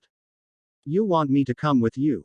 Yes. Here, you'll need this so no one asks you any questions. Kabuto held out a mask to him. Tempered and reinforced in the typical Anbu style. Perfectly curved and bereft of any animal design. No eye holes. Just a simple, blank mask. You just happen to have this on hand. It's Konoha-sama's own design. He thought it'd make you look super cool and intimidating. Shisui grinned and put on the mask. He was elated when it didn't impede his senses at all. He would have to thank Agent Konoha when they had a private moment together. He did feel cool wearing it. Yo Yugito. How'd your mission go? Yugito froze in her tracks on the steps to her home when she saw Killer Bee waiting for her on her porch. The two were friends, which was only natural after Bee had taught her how to get along with Matabi. But Bee was also the one who set her up for this last terrible failure of a mission. He didn't intend for you to fail your mission, Yugito. He was just protecting. He withheld information about the target. How far along the target's skills had progressed. He couldn't have known the extent of his strengths. Bee and Gyuki would have known not to inquire. If they don't know anything, they can't reveal anything. Then they still decided to hamper any missions against him. She heard Matabi sigh and retreat from the conversation, but Yugito was too upset to give them the benefit of the doubt. How do you think, Bee? A resounding failure. Bee stepped to the side as she stormed past him and started unlocking her door. He's just a kid, girl, and one failed mission isn't gonna ruin your career. Your strength is enough to make anyone shit with fear. He's a Jinchuriki, Bee. Of the 9 tails. She glared at him and held back a hiss. It was a statement of their training that her control over Matabi's chakra didn't falter once. B scowled and crossed his arms. She didn't back down though. She would not admit that he was right about anything. The Raikage was furious with me, B. It was incredibly important for Konoha's asset to be neutralized. He's a boy. He's got some growing to do, and he's got some dreams to realize. You're starting to sound like a sympathizer, B. This is an enemy shinobi. You think he's going to hesitate to kill our comrades if they cross paths on a mission? B didn't answer her. He just opened his little notepad and started jotting another rhyme down. Yugito-chan. Calm down. In a moment she clamped down on the bubbling red chakra around her claws and B slowly resheathed the sword he had started to bear. Alright. I'll head out. Yo. I didn't mean no insult. I'll talk to my bro about your result. You're one cool cat, and he's just a bit stressed. Tomorrow morning he won't be so pressed. He rested a hand on her shoulder and she couldn't help but hold her glare on him. I'm happy you're home, safe and sound. Quote. Get outta here, B. I need to lay down. He just gave her a nod and leapt off her porch and headed towards A's office. You probably should lay down, Yugito-chan. You really need to relax. Alright, I'm just gonna get a drink first. She sighed and went inside. All she knew is that next time she fought the brat, next time, only one of them would walk away. You need to channel your chakra in a specific ratio. Too little, and you will slip. Too much, and it will cause your foot to propel away from the surface. The correct application will see you stick to the surface perfectly. The ability to wall walk, as it is colloquially called, will enable you to expand your mobility exponentially. Now, the level of chakra control required for this technique is typically only expected a beginning genin. With proper focus and dedication it can be achieved much sooner than that. I am confident that neither one of you will be successful in one day. I am confident neither of you will be successful this week, let alone month. My guess is 2 months. Should I be proven wrong, I will be inclined to expedite our training focuses. The first one to successfully walk, not run but walk, up an entire tree will be able to suggest topics they would like to focus on in future sessions. Any questions? Sai finally looked back to his 2 students, as they both quietly sat and listened to his instruction. His first few private sessions with Sasuke were rife with frequent interruptions and challenges to his experience and choices. After Hinata started to join, her influences on Sasuke became more clear. There were no more interruptions on Sasuke's behalf. He had watched as Hinata listened, analyzed, practiced and improved. Her trust and faith in Sai's knowledge and her trust in him as her friend allowed her to flourish in ways that her social anxiety inhibited in a group setting. Sasuke couldn't allow her progress to eclipse her own. So his pride between listening to Sai had come into conflict with his pride at being the best shinobi in his class. His pride in being better than Hinata won out, and so he now listened to Sai. It was quite a welcomed change. Sai hated being interrupted. I am not expecting results today. We will now spend the rest of our time on this exercise. You both may begin. As soon as they were dismissed, Sasuke and Hinata scrambled to their feet and ran to a tree. Sai had worked hard to cultivate Hinata around her shyness to compete with Sasuke at every turn. Sasuke learned best when he had someone to train against. Hinata learned best when she was pushed past her shell and given no time to self-doubt herself. The two of them actually were good for each other. Sai never would have guessed. It was quite the experience for him to watch. The two rushed for their respective trees and put a foot out to run up the surface. Hinata's momentum carried her up the first step before she immediately slipped and gravity slammed her down onto the ground. Sasuke's first step was met with a loud pop as the bark exploded from underneath his foot and launched him back to the ground with wood chips in his hair. The two once again scrambled up to their feet, unwilling to give the other any more time than them. And once again they ran to the tree. Perfect. He'd have plenty of time to write his weekly report. He sensed a presence beyond the tree line. He sighed as Shin peeked his head out from behind an oak tree and gave him a thumbs up. He set down his scroll and quickly made his way over to his brother, knowing that the 2 academy students wouldn't even notice his absence at this point. Yes, Shin. I am currently on mission. Aha. I know. Look at those 2. They're so cute when they're competing like that. Ha ha ha. Sai crossed his arms. They're taking my lessons and applying them well. They show great potential. Oh ho. Proud of your little disciples. Sai scowled as he was being teased, but knew there must be more to this appearance than just Shin's useless jests. What's wrong? Why are you here? His hunch was proven correct as Shin's smile slowly faded and he actually became serious. Something did happen. Wildfire contingency assassins attempted to eliminate Konoha-sama. Wildfire. They tried it in the village. Yes. That is the troubling part. Torun delegated our orders to maintain in-village missions, but he recalled any and all troops abroad. Torun and Fu now guard the hospital from any further assassination attempts.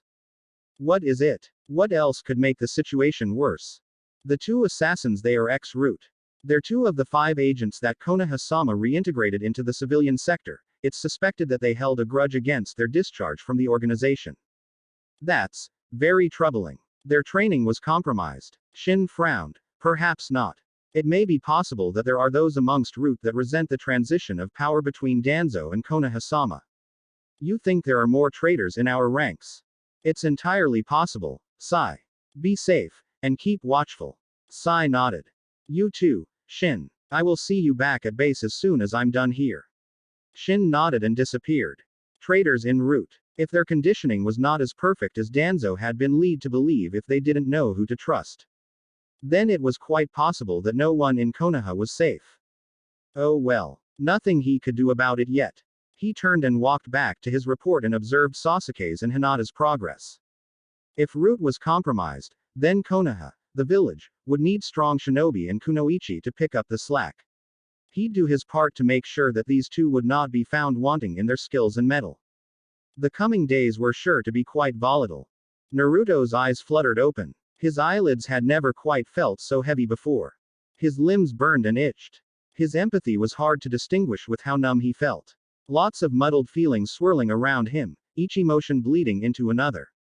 As soon as he'd attempt to focus on one another, one would blossom and saturate his focus. It was like trying to find a specific stone in a fast-flowing river while it stormed. He took a breath. Relaxed. It'd be easier when he was more cognizant. Where was he? He was in a hospital. Not surprising with who he had been. Who he had been fighting. A fellow Jinchuriki. He'd almost died. How long had he been asleep? Easy, kid. You're safe. Alive. You've been out of it for about 6 days. 6 days. Even you have your limits, kid. You found yours. You're reaching too far too quickly. We need to regroup and find a way to achieve your goals that doesn't keep landing you back where we currently are. Single quote. Okay. You're right. You're right, Kurama. I'm sorry. You don't need to apologize, kid. We just need to be smarter. More careful. Now, the old man's been waiting there for a while. Something happened while you were out. Can you tell what? Naruto's empathy began to settle as he calmed down. Instead of overwhelming, they slowly began to become more manageable. The pain of those recovering from missions. The fear and regret of those wishing their loved ones will not succumb to their injuries. Those two prominent emotions throughout the building left Naruto feeling on edge and imagining the smell of death on the air. Focusing in on those closest to him, Torun was outside his window. Hiruzen was sitting in a chair next to him. Both of them were concerned, deeply. A dead Yamanaka. Fighting in the hospital. Wildfire contingency. Someone tried to have him killed. While he was in the hospital. While he was helpless to fight back. He took in a deep breath and sat up instantly as shock set in. Hiruzen was there in a moment, holding his hand and rubbing his back. Easy, Naruto-kun. Breathe, it's over and you are safe. I was they tried to.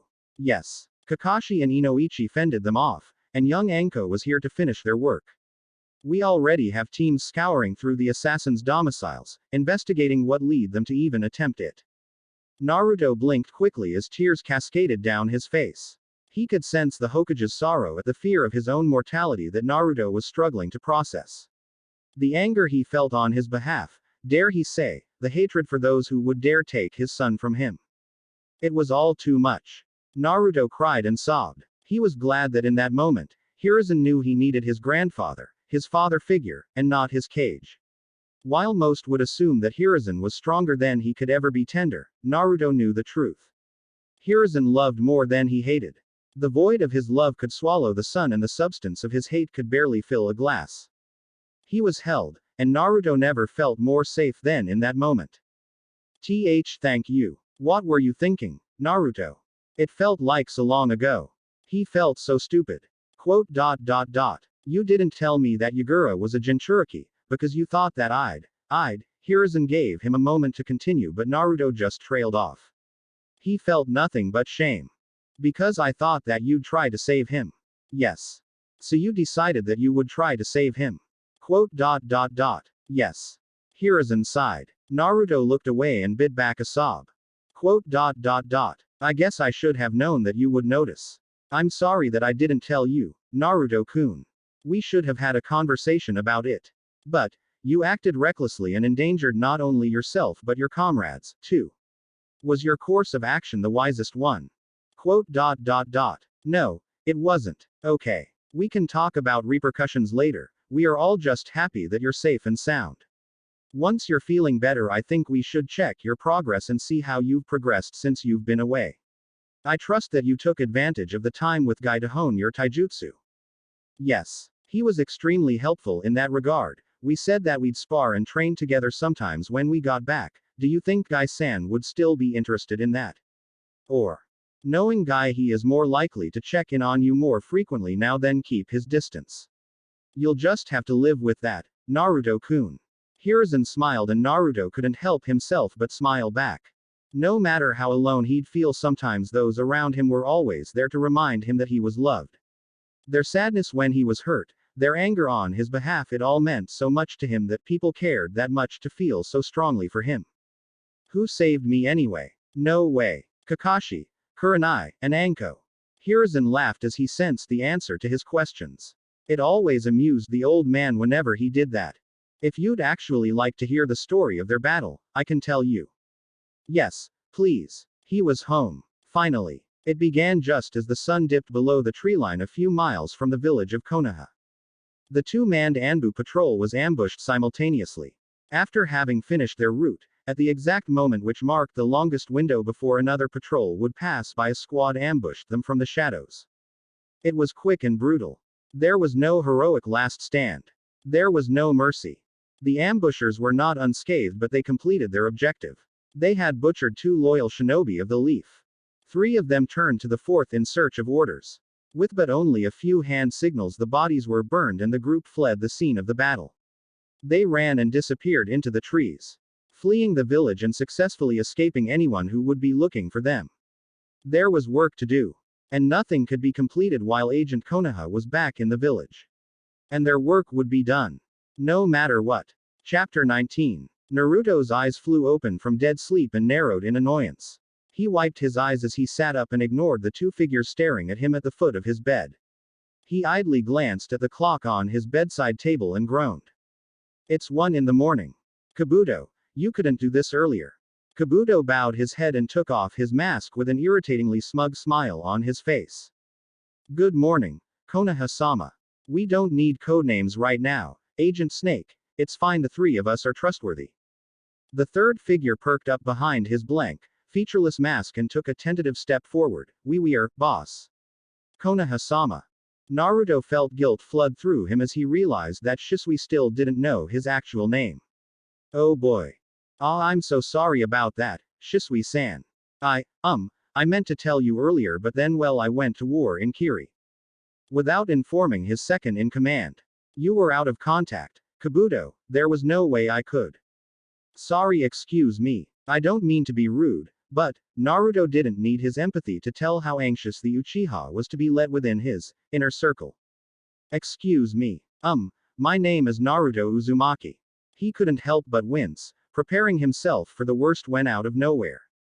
Ha! I knew it. Shisui pumped his fists and punched Kabuto on the shoulder. I totally was right. You tried so hard to make me second guess myself. He wouldn't stop guessing the entire way here, Naruto-kun. He was quite excited. I've thought about it for months. I've had so many ideas, so many theories. I'm glad one of the more reasonable ones was the truth. Reasonable. Kabuto smirked and fixed his glasses, more like sane. He was half convinced you were a living shadow clone of Itachi Genjutsu'd into self-actualization. Wait a minute, what are you two doing here? Naruto cried in shock as he jolted up. Both of them were highly wanted in Konoha. Well, Kabuto was wanted, Shisui was thought dead, but if it was discovered he was alive. I'm here to give you your checkup, was Kabuto's nonchalant response as he stepped closer and started to do just that. I've had a checkup. By the mediocrity of the hospital doctors, yes. No one knows the ins and outs of your medical needs like I do. Creepy. A real creepy thing to say, Kabuto. Naruto giggled at the glare Kabuto threw Shisui's way as the Uchiha walked up to the other side of his hospital bed. You two really shouldn't be here. Tough shit, Naruto, Shisui quipped as he plopped into a chair. The green glow of Kabuto's medical jutsu casting the room in a gentle light. The Uchiha took off the mask and held it in his hands. Thanks for the gift, by the way. I love the mask. Is it unnerving? Naruto smiled as he looked at the blank mask. Not to me. I just think it's really cool. Ha, same. Quote. Not to interrupt, Naruto-kun, but what happened? Your body is, well, in all honesty, your body is a mess. I've never seen your body so torn apart before. Naruto sighed. Things went downhill. Long story short, during my time in Kiri I may have smuggled Yagura Karataki out. He's the Jinchuriki of the Sanbi, and well, we were tailed straight from the battle. We got ambushed by their hunter Nin, and that's when Roshi showed up. They went off, and when I was en route home I was then ambushed, again, by the Jinchuriki of the Nibi. Kakashi saved me with Anko and Kurenai. I overextended. I've learned my lessons. I've heard it from Kurama, Kakashi, Anko, Kurenai, Asuma, Jiji, Roshi, Yagura. Please, Kabuto, I know I messed up and I'm sorry. Naruto couldn't hold back the tear that dripped from his eye when Kabuto just rested a hand on his shoulder and smiled at him. I'm just glad you kept your promise. I told you I'd come back if you did. We promised. And you never break a promise. Is that a rule? Both blinked and looked over at Shisui, who had tentatively raised a hand, like, of being a part of this group. We don't break promises. Well, yes, I guess it is. Naruto said and chuckled. He could pick up on Kabuto's embarrassment and continued on and changed the subject. Kabuto, what's your diagnosis? Can I leave yet? Unfortunately, no, Naruto. You'll have to stay for at least another week. A week? I can't. I have to meet up with Roshi and Yagura. We set to rendezvous. It's really important. He could sense a scathing remark forming from Kabuto's impatience about to leave his lips when Shisui interjected once again. Oh, I could go. They once again regarded him as he put on his blank mask and gave 2 thumbs up. I could be your messenger. Your liaison to them as you recruit more Jinchuriki. That's the goal, right? Are you serious? Kabuto asked, and Naruto was worried when he didn't sense that Kabuto was opposed to it. Wait a minute, Shisui. Kabuto, I have too. If you were to be Konoha-sama's link to the roaming Jinchuriki, your safety could not be guaranteed at all. In fact, it's highly likely that you'll very soon be put under a high level of risk and danger from every faction and country. Exactly. I'd finally be able to do something. Haha. I'm tired of just being a good boy and sitting on the sidelines. I want to help. I can't help out in the village, but I can help outside of it. Shisui, I can't ask you to do this. It's too much. You're not ready. I am ready. Naruto found no words to respond as he could sense that the Uchiha was actually prepared. He stretched his senses to find any wavering, any hesitation, any doubt the man had in. He had none. In fact, he could sense how much Shisui truly wanted and needed this. You saved my life. It's time that I use it to make up for the life I lost. Quote. Okay. I don't like it, but alright. You two win. Shisui gave a whoop and pumped a fist. Yes. Oop. He froze as Naruto and Kabuto both shushed him. Right. Hiding in the hospital. Sorry about that. You should brief him, Naruto. Tell him your plan, your vision, the Jinchuriki you have about an hour while I work before I'll need to sedate you for when the Hokage visits you in the morning. Understood. Alright, Shisui, I gotta be quick. First of all, we need to give you a cool nickname. Ooh, love it. Any ideas? Naruto smiled as Kabuto just grinned and worked on healing him. It had been way too long since he'd really been home. Kakashi ducked the punch thrown his way and retaliated with 3 swift strikes for his opponent's throat and kidneys. None made their mark, and instead of backing up, Kakashi fluidly switched styles and launched a series of kicks as he redirected his momentum to soften up the blow that glanced his ribs. From the impact he could tell it had bruised quite heavily. He pressed forward and sacrificed 2 hits he could have avoided to launch forward for a chop to his opponent's neck, only to feel a foot spear into his own at the same time. Alright. Draw 87 for the day. Guy decreed as he gently rubbed his neck. 2-minute reset and then round 88. I think it's time for our check-in. We agreed that'd be after round 100. Kakashi said with a narrowed eye. He didn't like the look that was resting on Guy's face. Your taijutsu is increasing well, Kakashi. I'm more worried with the ruthlessness that you're starting to exhibit now. You're skilled enough to dodge a majority of the hits you've just taken. I don't like idea of how you imagine you'll need to fight out in the field.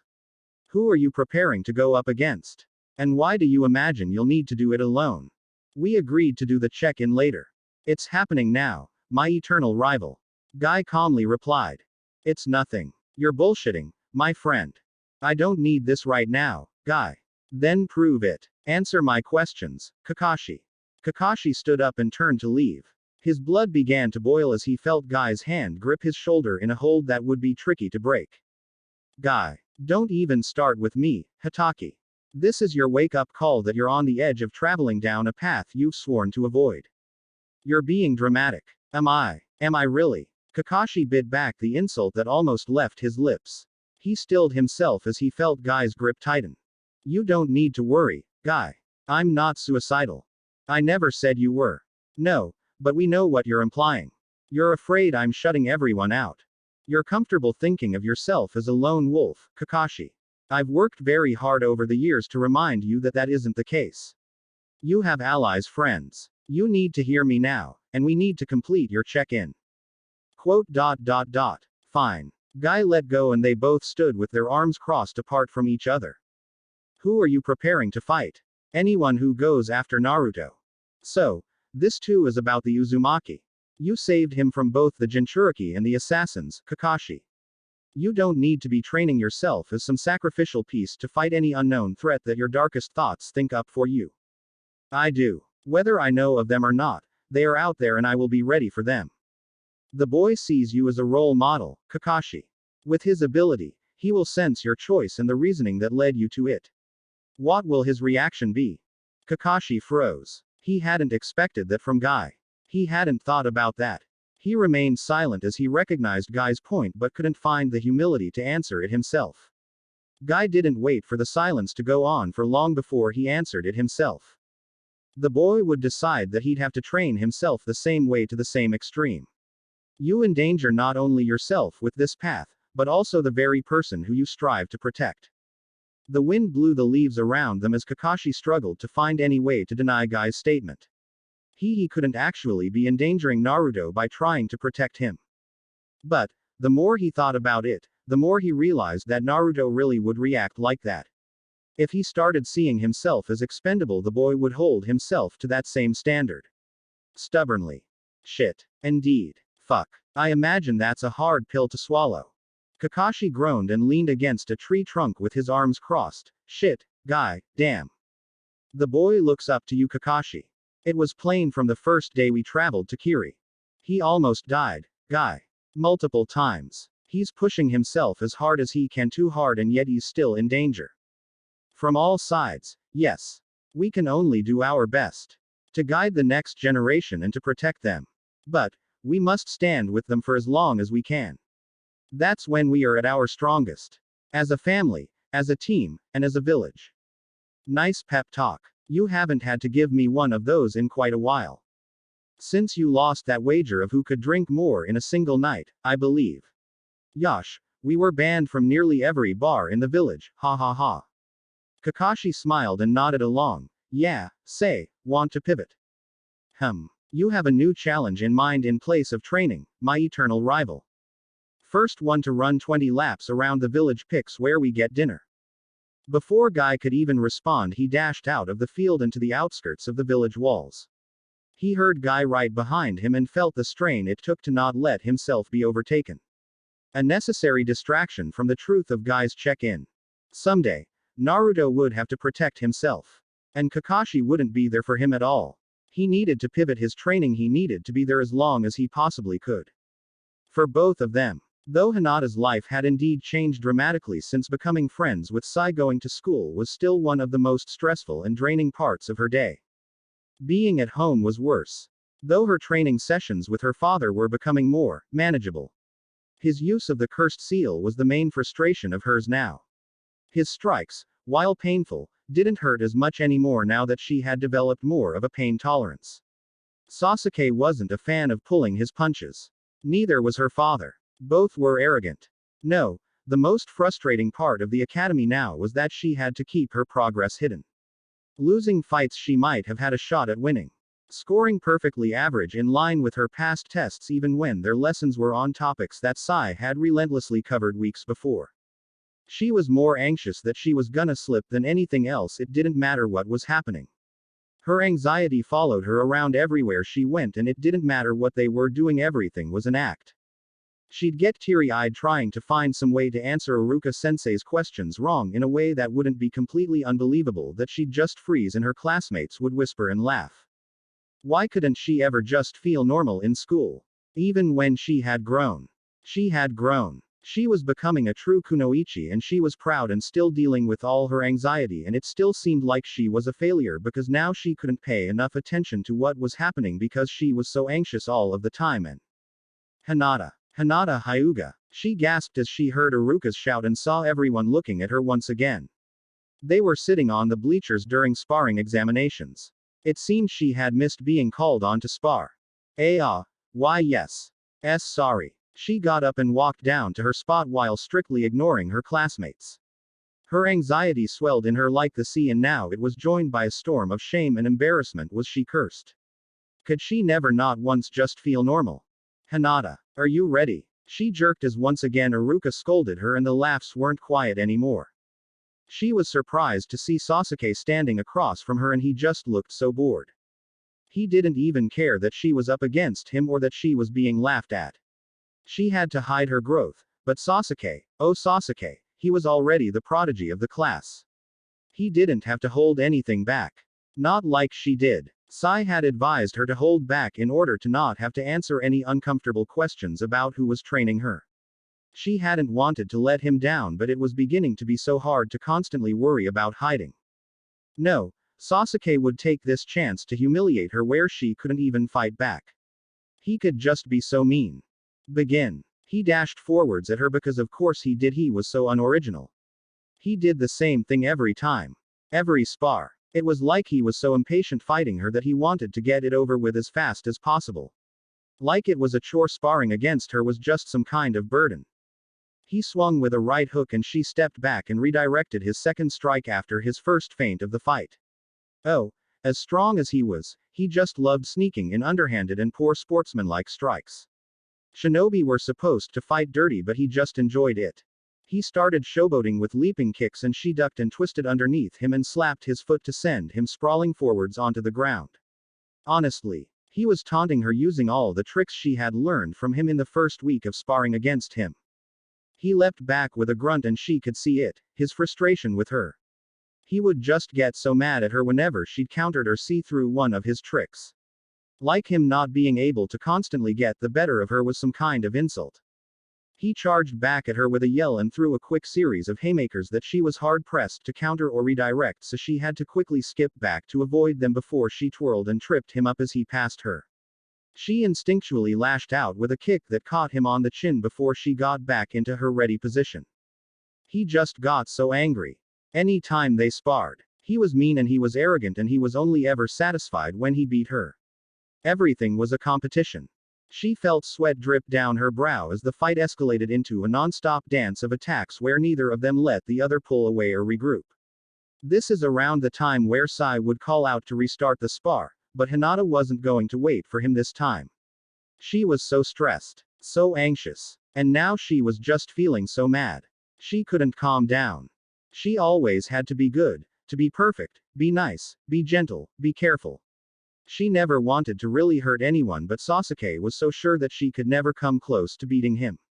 So it was his own fault if she couldn't take her on going full on.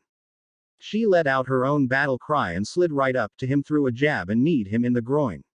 She twisted and tried to throw him over her shoulder, but he latched on through the pain and dragged her down and attempted to pin her. Hinata felt her anger and anxiety feed off of each other and slammed her head back into his nose as hard as she could. She pushed off the ground and got away from him with an exultant grin on her face. She might just win this one. He was bleeding heavily from his nose, battered almost as much as she was, and she was filled with so much adrenaline and excitement at the fact that she might just even win this spar. She might be close to beating Sasuke Uchiha. She glanced over to Sai and saw Iruka-sensei and her entire academy class staring at them. At her. In complete shock and silence. Sai's head was in his palm. Sasuke looked at her from down on the ground, blood flowing down his face, and smirked at her. Iruka-sensei, I can. She felt her face grow flush and the embarrassment and anxiety flooded back in. Just as she was going to win. Just as she was finally feeling proud. Happy. She felt the tears flood her eyes against her will and she turned and ran. Sai's going to be so mad at me. Itachi sat down and idly waited for his tea to cool. Underneath the wide brim of his hat he was able to have his Sharingan activated in order to glance around. Townsfolk didn't seem to bat an eye when travelers were sitting down to eat or drink. Acting like a traveler. Imagine that. The bare minimum of blending in allowed him to observe everyone within eyesight and catch a glimpse of what they were talking about. Reading their lips perfectly. Most of the chatter, as he once deemed it, was mundane. Trivial. Nothing of note. Personal business. Tall tales. Complaints about the weather. No, it was the rumors that he was interested in. This town wasn't on the main road of Iowa, but it was close by. The gossip he was looking for wouldn't take long to reach its people.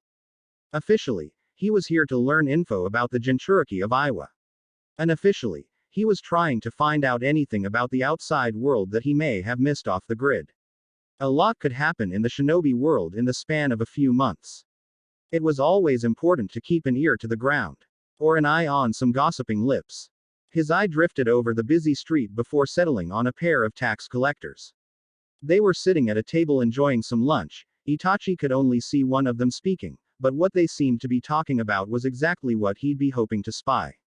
No, see, it's because of what went down in Kiri. The Tsuchikage sent the Explosion Corp to aid the Mizukage, but somehow the rebels succeeded in their Konoha-backed coup. Hey, yeah, fucking fools installed a puppet as the new water daimyo. I'm telling you, Enzo, the daimyo is getting antsy, and I bet sure as shit that the Tsuchikage is fanning those flames. Konoha's making a lot of moves lately and the daimyos are really starting to take note. If things don't level out soon, hey, I'd hate to be a shinobi, ha ha ha ha ha. Yeah, I'll drink to that. Murderous sons of bitches. Itachi looked away from their boisterous, obnoxious revelry and sipped his tea. The rebellion had won. He didn't know if Naruto had survived or not, but in his heart, he knew he was alright. He knew it. Now, he really did have some Jinchuriki to track down. The longer he was out searching on his own, the longer it'd take before he was assigned another partner. After the last two, a part of him was indeed dreading the third. Again. Hopefully. This time. They wouldn't be some bloodthirsty maniac. He truly hoped they'd be a silent introvert. As he walked down the street he idly cast a genjutsu causing the two tax collectors to collapse, frothing at the mouth. People screamed and swarmed the two. They'd be alright. After a few weeks. It was quite pitiful to be so disrespectful of those who put their lives on the line for peace. Maybe they'd wizen up and not be so vocal. He could think of a number of other shinobi who'd do far worse for much less. One should honestly hold their cards close to their chests. It was just smarter. Yagura sighed as the sun slowly began to set. Roshi grunted and took another bite of their dinner and glanced at him. The two had found a measure of camaraderie in the past weeks. Comrades. It's weird feeling like I can trust this deeply, Isobu. I'm glad. Things are really turning around for us. Single quote. Isobu, we're on the run, wanted on all sides. And we're with Roshi and Sun. And we have Naruto and Kurama. And no one telling us to fight or kill whenever they want. He smiled and nodded and looked towards the entrance of the old Uchiha base they were tucked away in. Roshi flicked some flecks of magma at the various candles they had set up and they ignited with a furious hiss. That is just absolutely overkill. I don't want to get up just to sit down again. Lazy. Watch it, Yugura. Roshi said with a light smirk. You get defensive when you're impatient. The day's almost done and he isn't here yet. We don't know if he ever made it back to his home. Kid has been through some tough shit. I have faith in him. You do, and that's the most surprising thing, Roshi. Yugura observed his compatriot as the man just chuckled. Roshi seemed to completely trust Naruto. That fact was what allowed Yugura's paranoia to settle down after a week or two. Waiting for squads of Konoha kill teams to ambush and execute him claim Isobu for their own. Here the two Jinchuriki, defectors of their village, sat in the heart of the land of fire. And they were safe. It was a surreal situation. He may not be able to make it. Kid wasn't doing too hot when I stumbled upon you two. Yugura nodded along. That was true. He was young and had really pushed himself. Should we wait around? For how long if we do? A week? 2. We really shouldn't stick around in any one spot for too long. Agreed. 1 week. Sounds good to me, sense it. Yup. Yugura was already following Roshi when he replied. A presence had appeared and was waiting for them near the tree line. As they stepped outside, Yugura didn't know how to react. It wasn't Naruto. A figure sat down on a stump at the tree line. Waiting. For them. I don't like this, Isobu. Neither does Sun. I don't know, it doesn't seem threatening. Who are you? Roshi called out. Yugura sighed as the figure stood up and started walking closer. Whoever they were attempting to be as non-threatening as possible, but no one should know where they were. No one but Naruto. Did he really betray us? Yugura didn't hear a response from Isobu, and that did not inspire great confidence. The shinobi stopped 50 feet from them. He seemed to wear the Konohan uniform underneath a gray cloak with a collar of fur and wore a featureless blank mask. Was he blind? Maybe. He seemed to get around just fine regardless. Hey there. Konoha-sama sent me. Roshi grunted in distrust and Yugura didn't blame him. Naruto had never discussed this. Who are you? Konoha-sama has given me the codename, Menma. The man took off his mask. Yes, he was blind. His eyes were scarred and stayed closed, but the man was grinning widely. He advised me to tell you my real name is Shisui Uchiha. He also told me that Kurama wished his hello be passed on to Isobu and Son Goku. Yugura felt Roshi relax and glanced at him. While using the Biju's names as a code worked for now, there would be a time where it could be used against them. Roshi relaxing as much as he had meant there was something more to this. Roshi knew him. I remember you. From the clearing. Konoha-san trusts you as his liaison. Young Naruto has welcomed me into his inner circle upon his return to the village. He expresses his regrets that he could not attend this meeting himself. He was too injured. Upon leaving you both, he was ambushed by Yugito-ni, the Jinchuriki of the Nibi. Yugura was shocked. Naruto had not been in the best of shape when the three had gone their separate ways. How did he escape? He was rescued by Kakashi Hatake. Yugito-ni fled when her mission was compromised. Shisui put his mask back on and took a tentative step forward. May I come inside? Naruto sent his correspondence with me and there is much to discuss if you are both willing to allow me to work with you. It's risky. We have to choose. Do we trust him? Do we trust Naruto? Yugura didn't know, so he looked to Roshi. He could see the unease in the Iwa shinobi's eyes. The tension in his arms. Yet, he gave a slow nod and then looked to Yugura. Roshi was taking the risk in trusting the boy. I will do the same. He waved Shisui Menma towards them. Come in. We just finished dinner, but you can have some if you're hungry. We'll get settled in and talk. What would you prefer us to call you? Menma may be best. All of Konoha believes me dead. The Uchiha quipped as he walked up to them. Now, with you two, 5 people know I'm alive. Roshi laughed as he went inside and Yugura couldn't help but shake his head. Of course the Uchiha would be eccentric.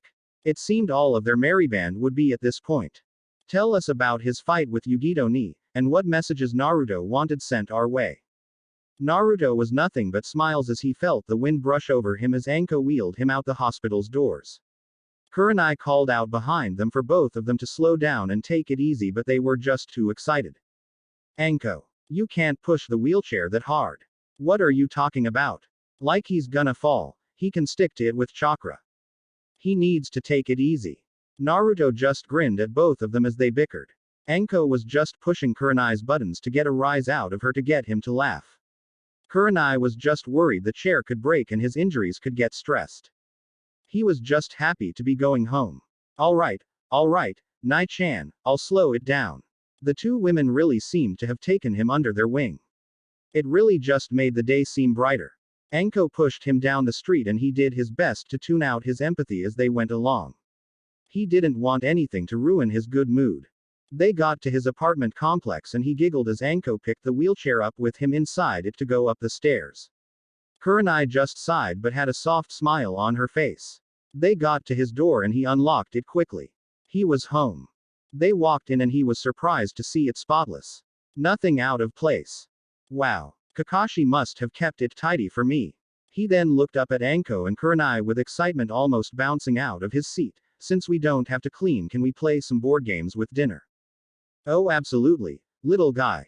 He laughed as Anko gave him a noogie and started pulling games from his shelf. Kurenai walked into the kitchen and started getting dinner ready. What are we having, Kurenai? He shouted as if he didn't know.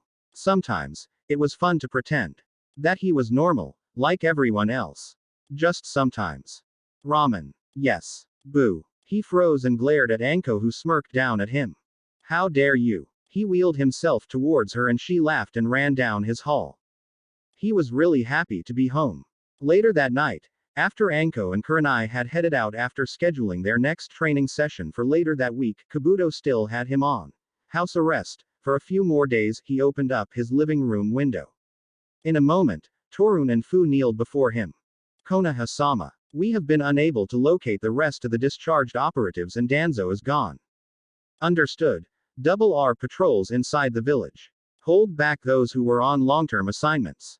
They deserve a rest, and those who haven't been back since I assumed command needed to be vetted. The operatives I ordered to go searching for the rest of the Jinchuriki are to be redeployed. They are to make no contact and report directly to you both. As you command. They left without another word. He felt his mood sour and all the fun he had had earlier couldn't fix it. He'd been having such a good day. Sadly, it was time to get back to work. Jiraiya, I'm disappointed you have failed to respond to any of my correspondences over these last few years. Failed to respond to the issue of your godson. He knows, Jiraiya. He knows of you and who you are to him. He knows you know of him. He knows I have tried again and again to have you return to meet him and you have chosen not to. No, I haven't told him. It is impossible for me to hide it from him. He needs you much as I imagine you would do better meeting him. Much better than you are now, running from this, answering everything in my letters except any word about the boy. His power is growing. I can foresee a day in the future, much sooner than any of us had wanted for him, where I will have nothing left to teach him. A day where you will pass the point where you have any meaningful influence over his life or upbringing. Come home, Jiraiya. You may not have been able to save your student. But, you can still be there for his son. Hiruzen slowly set down his pen with a heavy sigh. This would be the last letter he sent to his old student about his godson. It took him too long to move on from his own negative feelings about it before Naruto would sense them. It hurt him that every time he tried to make things better with his old student it would leave another black mark on Naruto's perception of the man. Hopefully, this time around, Jiraiya would heed his warnings and come home. Hopefully. He zealously summoned a small monkey and handed it the message. Please, would you be so kind as to take this to Jiraiya? It is much appreciated. He nodded his head in gratitude as the summon happily took the scroll and scampered off. He turned to look at the rest of the paperwork that littered his desk. It would be another long night. Ah, well, best start with the mail. He reached for the first letter and paused when he saw the seal of the fire daimyo. Hideyoshi. What would he want so soon after my last visit? He read through the missive and groaned. Excellent. A very long night indeed. He looked to the shadows and waved the Anbu agent over to his desk. Can you please bring me Shikaku? It seems we'll be entertaining Hideyoshi-sama next month and we'll need to prepare the security detail. Yes, Hokage-sama. Anything else? Yes, in the morning would you inform Naruto-kun that I need to speak with him? The fire daimyo has requested to meet with us both when he arrives. That's it for this part. If you enjoyed it then like, share and subscribe for the next video as it's going to be more interesting, and also check out my other playlists, hope you would like them too.